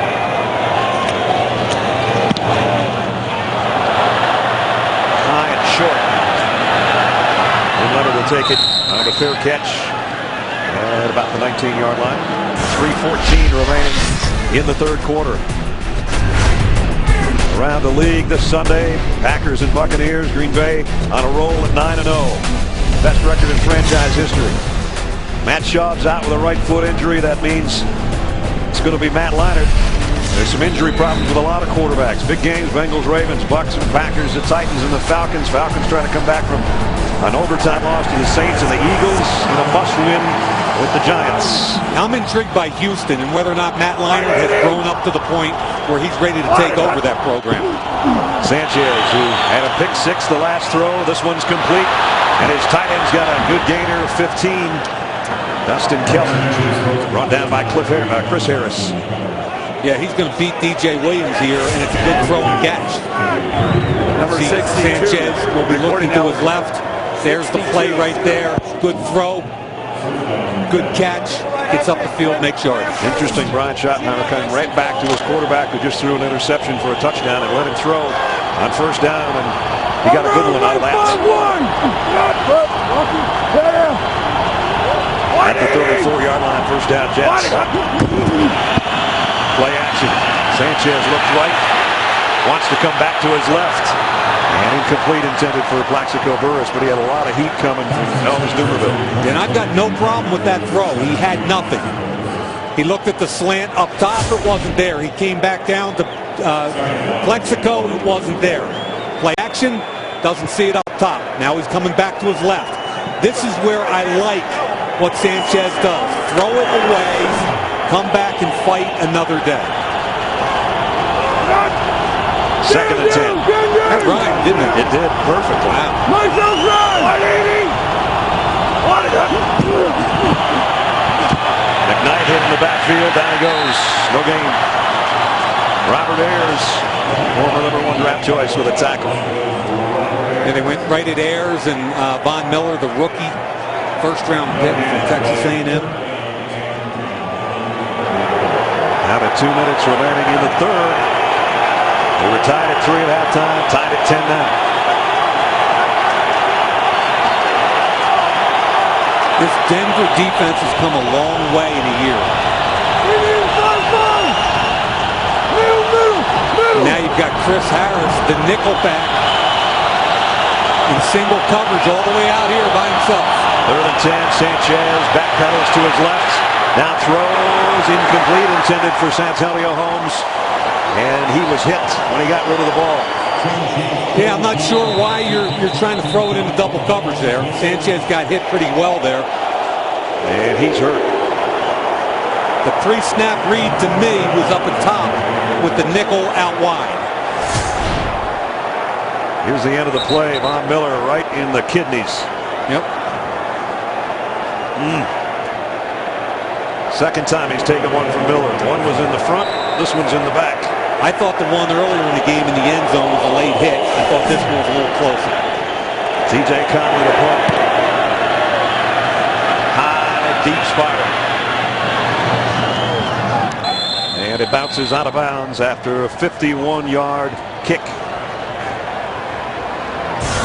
Thanksgiving Day, the NFL starts at 10 a.m. A special edition of Game Day Morning, live from Baltimore, previewing all the games, the 3 games we will see on Thanksgiving Day. Thursday Night Football, great matchup. Ravens and Niners.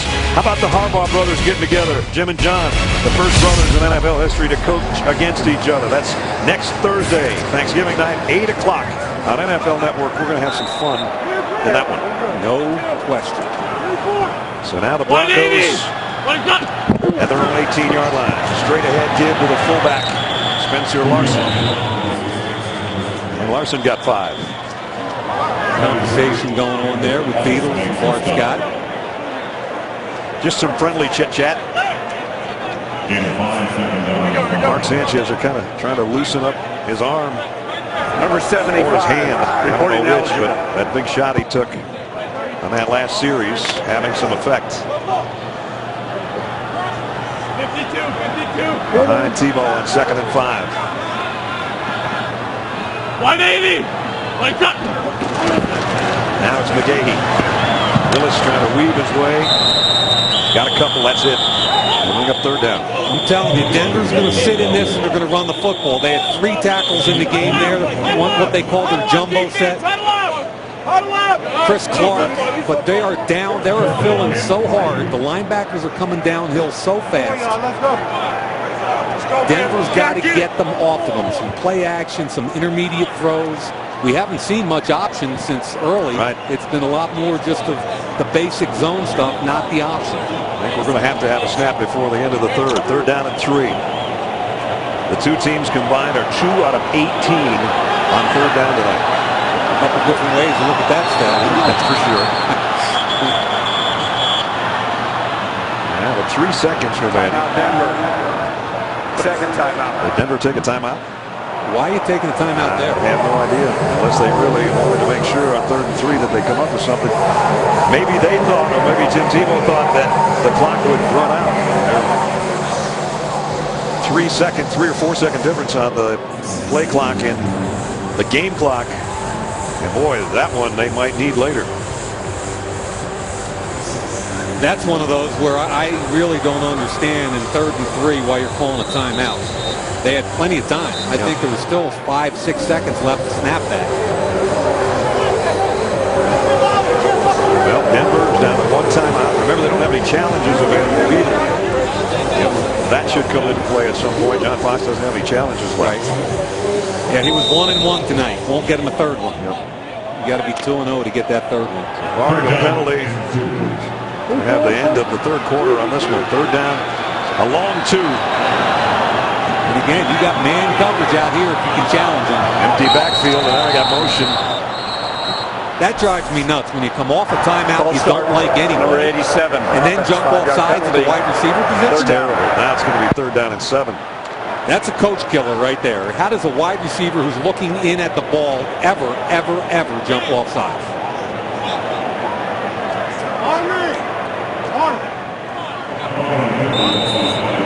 Eric Decker. Boy, his girlfriend that sang at halftime is going to yell at him about that one. At least she wore something. Yes, she did. She did a great job. She might be wearing Bart Scott's later. Well, now we think we're going to have the end of the 3rd quarter, but it's 3rd down and 7. You got to be careful here if you're the Broncos. Tebow. And this one's way over everybody, including the guy holding the corral mic over there. Yeah, he got smacked by David Harris. Harris has got a piece of turf. He just got a piece of Tebow. The 1st quarter. To end the 3rd quarter. We were even at halftime. At the end of 3, we're still even. Jets, Broncos, 10-10. Complete with highlights and player interviews. The Kay Jewelers postgame show live on NFL Network, TGIT. NFL Red Zone presents the top 5 plays from Sunday afternoon. Reggie Bush moving and gets the carry. And cuts inside the 10-yard line. Reggie Bush has a touchdown. 3rd and long. Tebow for Decker. He's got it. Touchdown, Denver. Throw here on 1st down for the long ball. Down the sideline, and what a catch! That's Dez Bryant who takes it away. Dalton out of the pocket. Dials up the deep ball. Double coverage, and caught by Green. Touchdown. What a punt by Malone. All the way back to the 18. But another good return by Hester. Crossing the 40, and again it's Malone, who had a hand on it, couldn't get him out of bounds, and Hester will take it the distance. Tomorrow on NFL Total Access, Ben Roethlisberger joins us on Steelers Cam to discuss leading the AFC North and where he sees his team in the playoffs. Don't miss NFL Total Access tomorrow, 7 Eastern, here on NFL Network. With Mike Mayock and Alex Flanagan, Brad Netzler. Thank you. From Denver, we start the 4th quarter. And the Jets and the Broncos deadlocked in a 10-10 tie. Broncos set to punt on the opening snap of the 4th. One of those games, neither offense can do anything. We just had a defensive pick-6 for a touchdown. Special teams could end up being huge here. Well, they came after Colquitt a little bit that time. Jimmy Leonard camps under this one at the 24. Made the first man miss. Goes down as he crossed the 30. Lance Ball made the stop. Mark Sanchez coming back out. Alex, anything on him? Yeah, Brad, you see he's walking back onto the field, putting his helmet on. Came off, can't tell exactly what it was. Something between his wrist and maybe his neck. Spent the time on the sideline throwing with Mark Brunell, trying to kind of shake off his arm. Maybe kind of a neck, something between his neck and his shoulder. Laughing, though, with Mark Brunell as they went and looked at pictures. I think that's one of the things you got to appreciate about him, which is just his steady demeanor on the sideline. Nice to have a 41-year-old guy around to help you through the tough times. He's older than most of the coaches in that staff. 1st and 10, New York. Here's a stretch play to McKnight, and Joe's got room to run. 1st down run, in fact. He's getting a lot more carries than he was anticipating tonight, I can tell you that much. sure did. And that time they got Von Miller, the rookie Sam linebacker. They set the edge right there. Look at him right there. Right now, you know you're going downhill and you won as an offense. They got Von Miller hooked. Great job at the point attack by Matt Milligan. The pull by Wayne Hunter. And now you're going downhill. Joe McKnight came into the game with 53 yards rushing on the season. He's got 46 tonight. Here he is on a toss sweep. And again, nice run to midfield. Well, I tell you what, he's showing some power too. He's an explosive kid. He ran through the arm tackle of Marcus Thomas, the defensive tackle. Be interesting to see who wears out in the fourth quarter. The people that are used to altitude, or the Jets who were traveling across the country on a short week. So right now, McKnight's got more yards in this game than he had in the previous 9 coming in. Powell will take his place and give him a breather as the Jets tailback. Patrick Turner in motion from midfield. It's Powell. No gain. Nice job by Brodley. Von Miller. Yeah, Von Miller came flying from behind. I wouldn't be surprised to see some kind of bootleg coming up because of the way the defensive ends are crashing. Watch him come down as hard as he can come. Jumps over the cut block. He gets a big piece of the tackle on the front side. Big third down here early in the fourth. As you can see, third down has not been kind to either team. This looks like a run set here for them. Might be motion. Is there a flag? No. The throw is complete. It's a first down for Turner. Picked up 4. It's a good job by Sanchez because late rotation by Denver. What happens is they come off the edge here in the safety. Quentin Carter's got to come down and cover man-to-man. They read it correctly, gets the ball out of his hands. Had Carter been more aggressive, he probably could have made that play. So the Jets in Denver territory at the 46-yard line.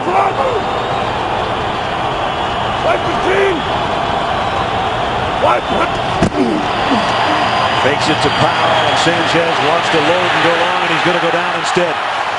Elvis Dumerville, who a couple of years ago led the league in sacks, has got the second sack of the night for the Broncos. He led the league because of his power and because he's relentless. Here he's working on Matt Mulligan, and this is the relentless version. Throw him off, quarterback is still alive, go get him. Great acceleration to the ball, and a big play. And it forces second down and long.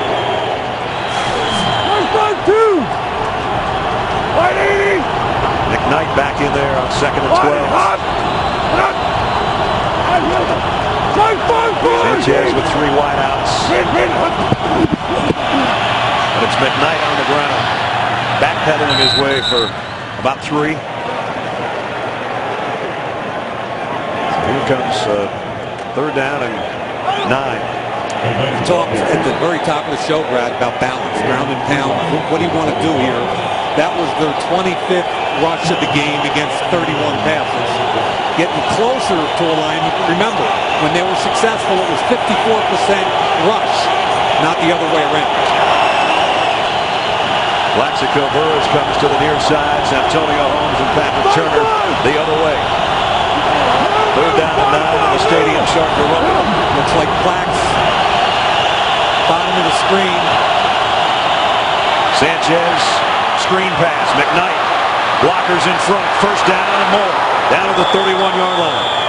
Nice play call and a good job by McKnight. That is the 4th screen of the evening. They're not a big screen team, but Denver's struggled with it. Now, Brandon Moore, the right guard, is again going to make a big play on this.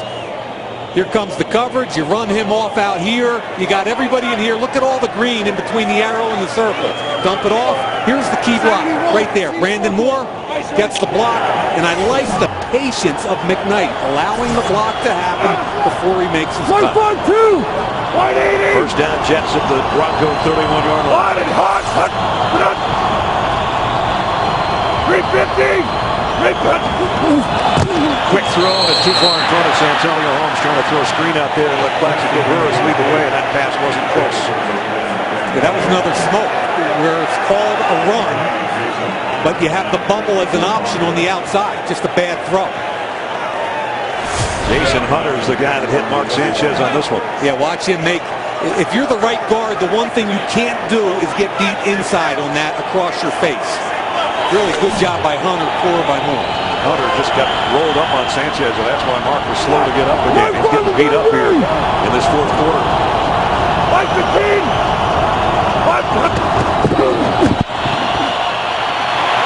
Powell powers his way for 4. You hear us talk about zone run and zone schemes. All it really means is the entire line is taking a step to their right and picking up the first different color body as they go. It's not a man scheme. It's like in basketball. It's zone. Pick it up on the fly and then let that back make the cut based on wherever you take it. On third downs on this drive, Mark Sanchez on 3rd and 2 got a 4-yarder. On 3rd and 9 got a 14-yarder. The screen to McKnight. Let's see how he does on this 3rd down and 6. This time, not so successful. Santonio Holmes, the intended receiver, and again, the pressure was coming on Sanchez. Yeah, it was a pressure because of a potential overload to their right. Brandon Moore, the guard, was very concerned because he had a couple of... Look at Moore pointing over here. Here comes the overload. Trying to tell Sanchez. They've got 3-on-3. Good protection. Set your feet and make a throw. You had time, Mark. That's where a veteran quarterback sets his feet and makes a throw. Well, a guy that has been pretty successful on long field goals. Nick Folk to try a 45-yarder. He missed a 52-yarder. Mark Brunell to hold. They give the Jets the lead, and this one just got inside the right upright. So the Jets inch their way back in front, and by inch I mean the kick that was inches inside the right upright. 9:14 remaining in the ball game. Thursday Night Football is delivered by Papa John's, the official pizza sponsor of the NFL. And brought to you by Droid Razor. Thin is no longer frail, only at Verizon. 13-10, the Jets defense has only given up a field goal tonight. Superior numbers at the line of scrimmage combined with a heavy package up front. 3 nose tackles playing often in this game. Dominating the line of scrimmage. Sione Puha, penetration. Muhammad Wilkerson, the first-round pick, penetration. Stretch play to the outside. Look from the backside. Rapati with a big play. Superior numbers, and I think you're looking at the left at Bob Sutton, who was the Army coach who ran a ton of option when he was the head coach there, and Mike Pettin on the right side, who I think is a great story.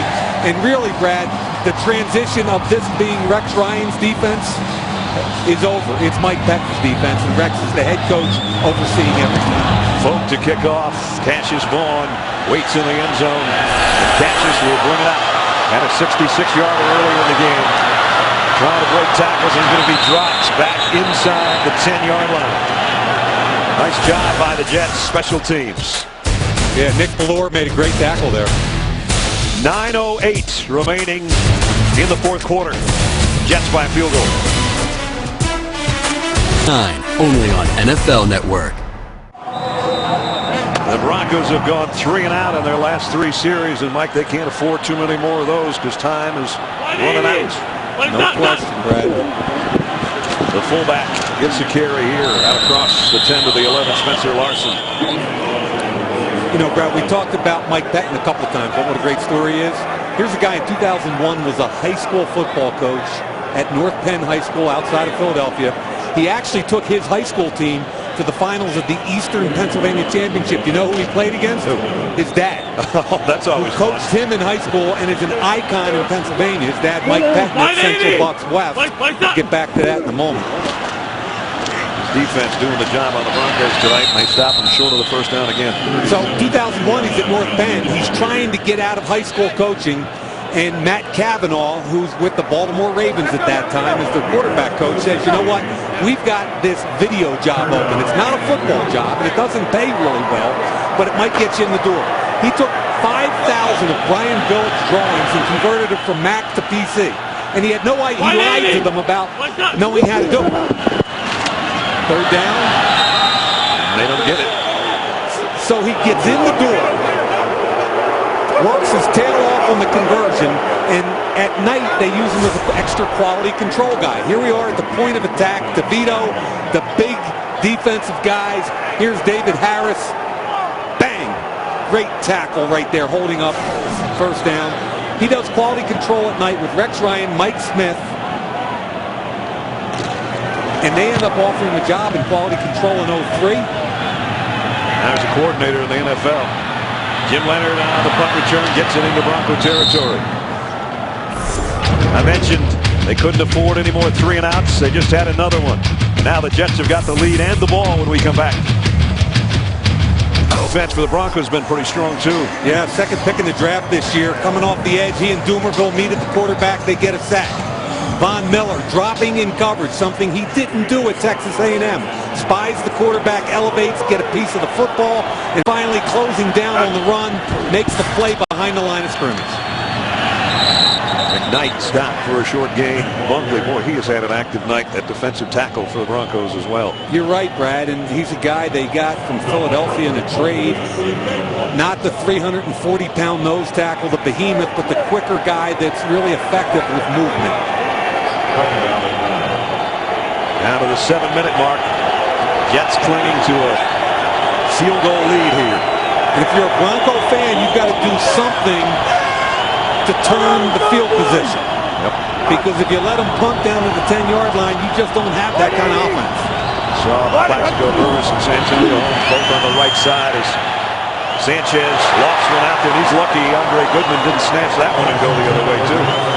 And that might be how they have to win this football game. But Dennis Allen coming off the edge on naked boot. Naked boot means flow that way, come back the other way. Here comes the pressure off the edge by the safety, the rookie safety we talked about, Quentin Carter. The ball is laid up so softly that Goodman almost got there. So third down and long. Santonio Holmes has been shut out this half.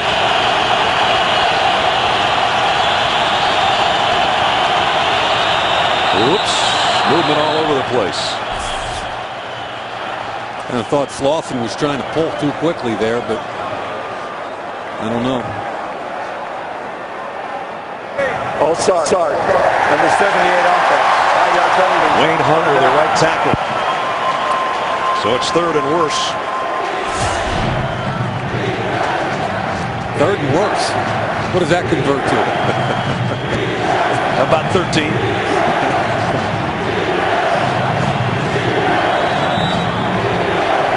John Fox says we'll take it. So that puts it on the other side of the 50. Not a lot of penalties against the Jets, but a costly one. We'll call it 14, in fact. Third down, 14. Completely changes what you do defensively. You probably only rush 3 or 4 and play coverage. And they're going to run it. And Powell would drop down at the 44. Where it's fourth down. And this is where they tried a field goal from in the first half. They're not going to do that now because that was on the final play of the first half. They'll bring Conley out to punt instead. Eddie Royal really hasn't been able to get his hands on any tonight. But a dangerous return man when he does. Yeah, and I'm not sure you give him a chance here. I mean, the only way you're going to get beat right now is if something crazy happens. Your defense is playing so well.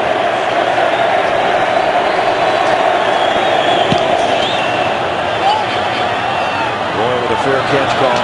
Takes it at the 5-yard line. So Denver a long ways away from even being in Jets territory. But they're only 3 down with 5:54 to go. But they've only lost twice to the Patriots. So this game is very important for both these teams. And so the next 6 minutes is very important for both these teams. And they've already beaten Buffalo, and they get them again next week. Tebow from his own end zone. He's right about Eddie Royal made something out of it. He gets sent out of bounds over there by Jim Leonard. I think Jim Leonard's the one that missed the tackle at the goal line. Now, this scares me, okay? Here goes Royal in motion, the fake. Here comes Leonard. He's coming a long way to try and make a big play. He smelled that thing the whole way. Good job by Eddie Royal, because if he gets tackled in the end zone, it's a disaster. It sure is. Instead, an 8-yard gain. On 2nd and 2, here's the option. Tebow will keep. He'll get the first down and more. Tim Tebow across the 25, out to the 27-yard line. Well, he pulled off a miracle against Miami.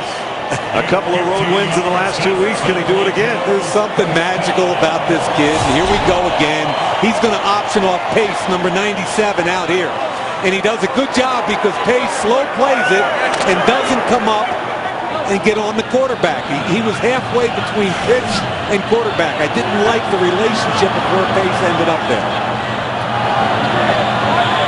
Empty backfield. Tebow throws on first down. Throws a strike. Out to Demaryius Thomas. Brad, I've watched this kid make a lot of throws, okay, in college and now. He's so much more comfortable when he's moving outside the pocket on the move. When he's chained to the pocket, I think he struggles. When he flows to his left, like right there, it just comes out more natural. They got 9 on that pass play. 2nd down and short. Even though he's got wide receivers all over the field, this might be a run for Tim Tebow. He's going to throw. And incomplete, nowhere near Thomas that time. Interesting. David Harris thought the same thing you did, Brad. Empty backfield, alert quarterback draw. David Harris hung right in there and wouldn't allow that to happen. And then you're talking about a fairly complicated timing route on a back shoulder throw between Tebow and Thomas. 3rd down and a huge one. And they are only 1 for 11 tonight. They've got to have this one because they might not get the ball back again if they have to give it up. I'm not even sure they're punting it. This might be 4-down territory. And there's a Tebow run this time. Yep. And he's got the first down. Now that was a play early. I thought it was coming, but... And this is when they talk about out-gapping your opponent with the quarterback in the run game. Now it's 11 on 11. Watch the backside block by Franklin. Tebow reads it correctly, and away you go. Good job by Tebow. Picks up the block, and more importantly, Brad, the first down. New set of downs at the 4-minute mark. Again, an empty set for Tim Tebow. Flushed out of the pocket. He'll run it again. Puts his head down. A lot of guys go out of bounds. He goes right through Darrelle Revis. I'm telling you, this is Tebow ball right here. This is backyard, school ball, Tebow ball. When he's chained to the pocket, he's just a guy. When things start breaking down and he's got a chance to use his ability, look down the field. Look, every other quarterback in the league runs out of bounds. He tries to run Revis over, still gets out of bounds and stops the clock. 3:45 remaining in regulation. Now it's getting fun. It is. Took a while. 2nd down and a long one. Empty again. Look at Harris staring him right down. Tebow time again. Another first down. Trying to rip the ball out. David Harris couldn't. Chris Cooper, the right guard, pulled and got on David Harris. Here's Chris Cooper right here. Watch him come around and get on Harris with the key block. This is just a little quarterback counter. Instead of using a tailback, now you have 10 guys blocking instead of 9. Great block by Cooper at the point of attack. And that's not your normal quarterback at 242 pounds who almost lost the football at the end. He took over at their own 5-yard line with just over 5 left in the game. Now it's the 8th play of the drive. 2 minutes later, first down at the Jets 44. Tebow throws in the dirt. Demaryius Thomas, the intended receiver. What did we just say about in the pocket? Not being comfortable. Chained to the pocket. Throws it off his back foot and bounces it out there. Good looking drive, though. The best one of the night for the Broncos offense. And let's start thinking field goal also, Brad, and how far in the air Matt Prater can kick this ball. Prater's career long was last year against the Jets, 59 yards. And here's the issue. He's 7 for 7 under 40, but only 2 for 7 this year over 40. Alert zone read. Tebow off Play action. Throws complete. Rosario, the tight end. First down, Broncos. I love the way Rosario protected the catch. Went down on the ground to catch the football. That zone read pass. Here's Rosario. Play action. Not a great throw, but I love the catch. Now back to the ground game. Lance ball for a couple. We're working our way down near the 2-minute warning. Denver just one timeout remaining. Mike and I are sitting here talking field goals. I'm telling you, if the Broncos get a touchdown, this place is going to come apart. And I'm not suggesting you settle for field goals, but they are now officially in makeable field goal distance. Well, when they started at their own 5, that's all they could be thinking about at the time. Yep. But now it's down to the Jets' 23-yard line. And it's been empty formation. It's gotten it done. Spreading the field and letting Tim Tebow read the defense. Tebow can come over on the sideline and talk it over. This Thursday night matchup is going right down to the wire. 13-10 Jets. Broncos not done yet. Football is brought to you by Sears. One on your list. Real gifts, real joy. Sears. And by Jeep. Visit Jeep.com to learn more. Rich Eisen here getting ready for the K Jewelers post-game show. Highlights and the star of the game on the set. Maybe it's going to take place after overtime, but one thing's for sure, Brad. Looks like we're in the middle of Tebow time right now. Absolutely, Rich. Second down and 7. Tim Tebow's got 34 yards on this drive. He's got a few more there. We're getting away from the old school zone read, and we're going power football now. Just a 240-pound quarterback saying, bring me down if you can. Exactly. Zane Beadles pulled that time. Time before it was Chris Cooper. It's just power football with an extra blocker in the game.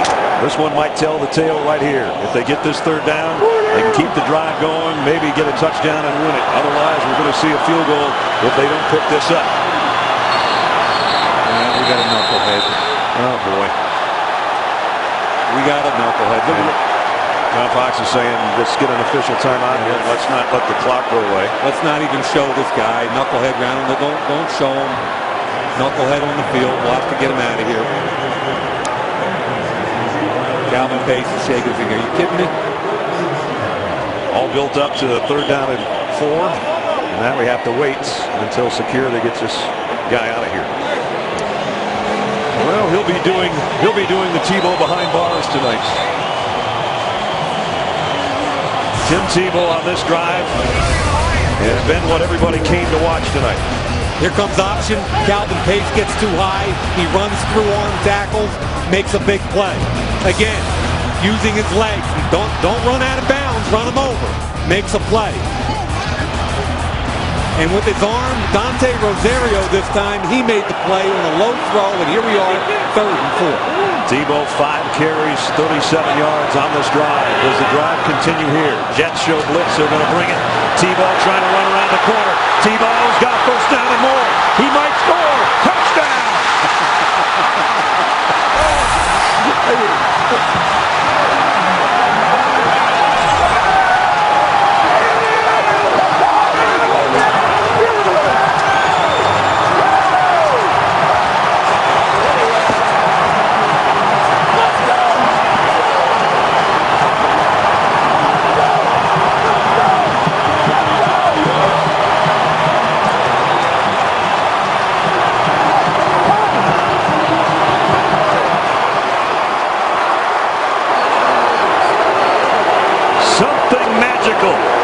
About this kick.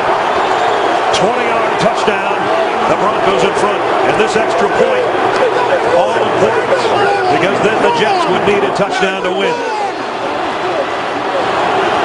Prater got it.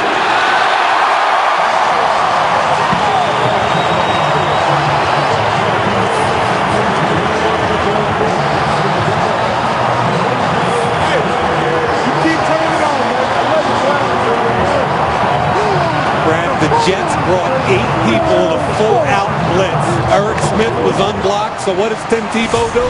They're all coming. That's Smith coming from the left side. Once he outflanks Eric Smith, it's all over. Does he run out of bounds? No. Cut back, through the arm tackle, touchdown. He knows where it's coming from. Look at him. He sees the blitz coming. He knows the outside contained man is 33 Smith. He knows that's the guy he's got to beat. Here comes all the pressure. Sees it. Beats him. And then it's Tebow. 20 yards. And this place is going crazy.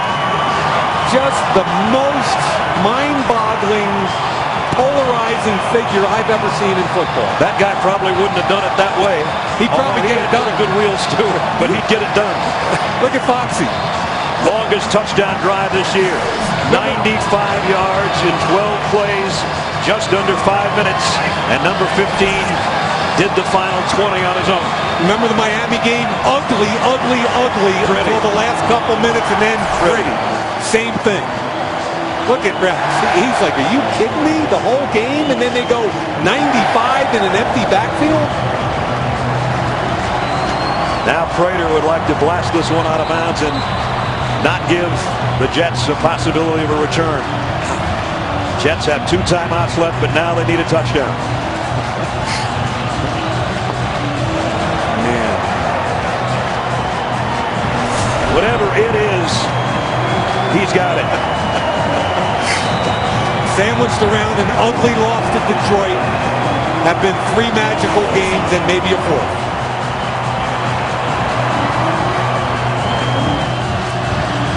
Prater's kick.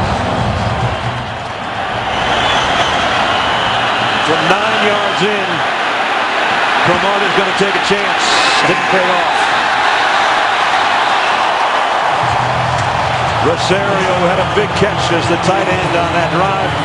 Has the hit on special teams, and now number 6 has got his work cut out for him. He's been a much better fourth-quarter quarterback since the postseason a year ago. And Brad, this is what I love about the NFL. We just saw a young quarterback go 95 and show poise under pressure. Now we're going to get an opportunity to see another young quarterback, another first-round pick. But he's got to go 86 in less than a minute with 2 timeouts. And he's facing a deafening crowd in this stadium.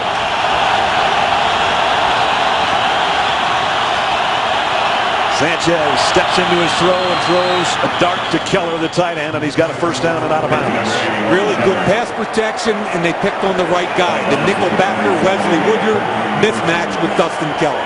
You saw Mike McCoy, the offensive coordinator, with his arm around his quarterback on the sideline. Now the Jets quarterback is the one on center stage.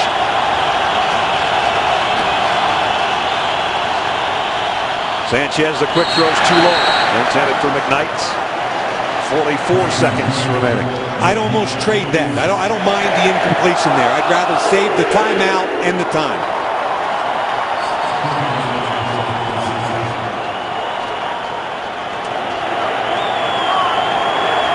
The fans kind of taking a breath. They'll come to life again as the Jets break the huddle. 17-13 Broncos, 44 seconds remaining.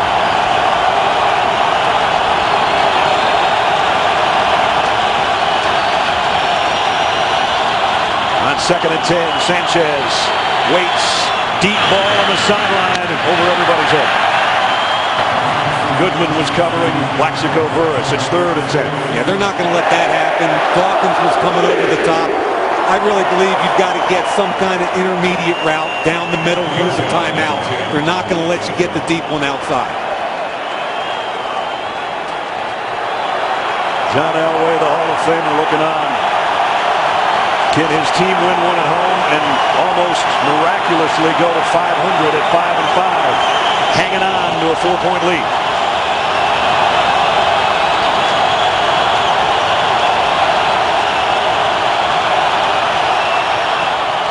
Sanchez, down he goes, and it's Von Miller again. This is why this kid is so special. You don't get explosion and ability to move unless you're born with it, like Von Miller. Off the right side, watch Von Miller come off and use a little spin move. Right there, bold, throw him off, big hit. Said to Von yesterday, I remember when you were in college, always your mom and your little brother were at your games. Does your mom still get a chance to see you play? He said, My mom, Gloria, hasn't even missed an assembly when I was in grade school, much less a football game. So Mom is cheering right now. Big sack, and now it's one chance left for the Jets. Every football game, every track meet, everything. It was really cool to see it. The Jets, after a heartbreaking loss to the Patriots, coming on the road, and will they suffer another setback? And they would be 5-5. We're going to know in a second. It's 4th down and 19. You look at 19. Miller with at least 1.5, if not 2 sacks tonight, would give them 10 for the season. They've got to get all the way out to the 37-yard line. Here's the ball game. 3-man rush, drop 8. This is where Sanchez has got to let it play out. Sanchez fires deep middle. Caught. First down, Jets. Patrick Turner. Now they hustle up to the line. Only one timeout remaining. And they're going to take it. Hey, he ripped that one. He did. He ripped that throw. He stepped into it, and he put it in a tight window. That was a big-time throw under pressure. And he's given his team another chance. It's all you can ask for at this time. This is a really good look at this throw. Watch him slide in the pocket to create a lane right there. And now he's going to have to throw it right in this tiny little window. About a loaf of bread right there. Nice job. That's how big the window was. On 4th and 19, a 25-yard laser to Patrick Turner. Down to the final 27 seconds. No timeouts left for the Jets. Now they've got to throw things to get out of bounds and try to preserve some clock. If they go down the middle with it, they better hustle. They aren't going to get many chances. But again, you're protecting as a defense outside in. So if you can get that 18 to 20 yard inside route and call a timeout, then you got a shot to throw in the end zone. 3 wides to the near side as Plaxico Burress to the top. First down, Jets.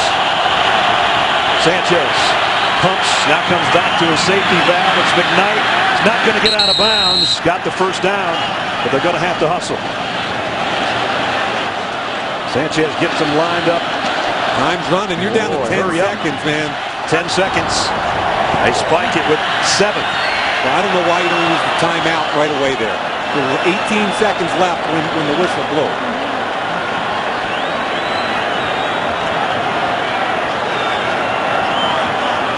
So 17-13, and we might only have one more play left. Want to stay with us at the end of the game? Rich Dion, Marshall, Steve, and Michael will be live on the field breaking down the action, complete with highlights and player interviews. Make sure to keep it right here. Kay Jewelers postgame show immediately following our action, which is down to 1 or 2 plays.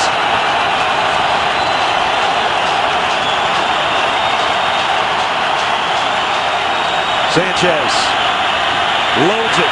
Fires it as long as he can, hoping for a miracle on the other end, and it's broken up. And the Broncos have beaten New York on another Tim Tebow night.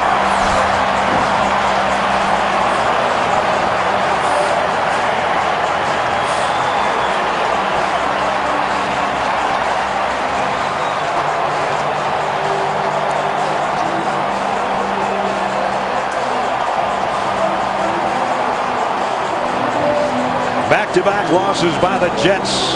They're at 5-5. Broncos with Tim Tebow at the controls since he took over as a starter, have only lost once.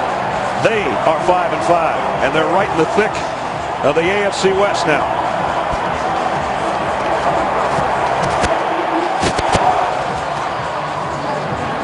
The Jets were down to 1 chance, and this was it. Hail Mary, 3 receivers. Patrick Turner and Plaxico go 6'5" and 6'3". Piece by Turner. 4 players on 3 players, the 4 win, and wow. Ugly, but effective. T-ball with another victory. Broncos 17, the Jets 13. Quite a night. 3-3 game at halftime, and then the fireworks started in the 4th quarter. We'll be back in a minute with a Kay Jewelers postgame show featuring highlights, analysis, interviews, and press conferences. You'll want to stick around. For Mike and Alex, Brad Nessler saying goodnight from the booth here at Mile High.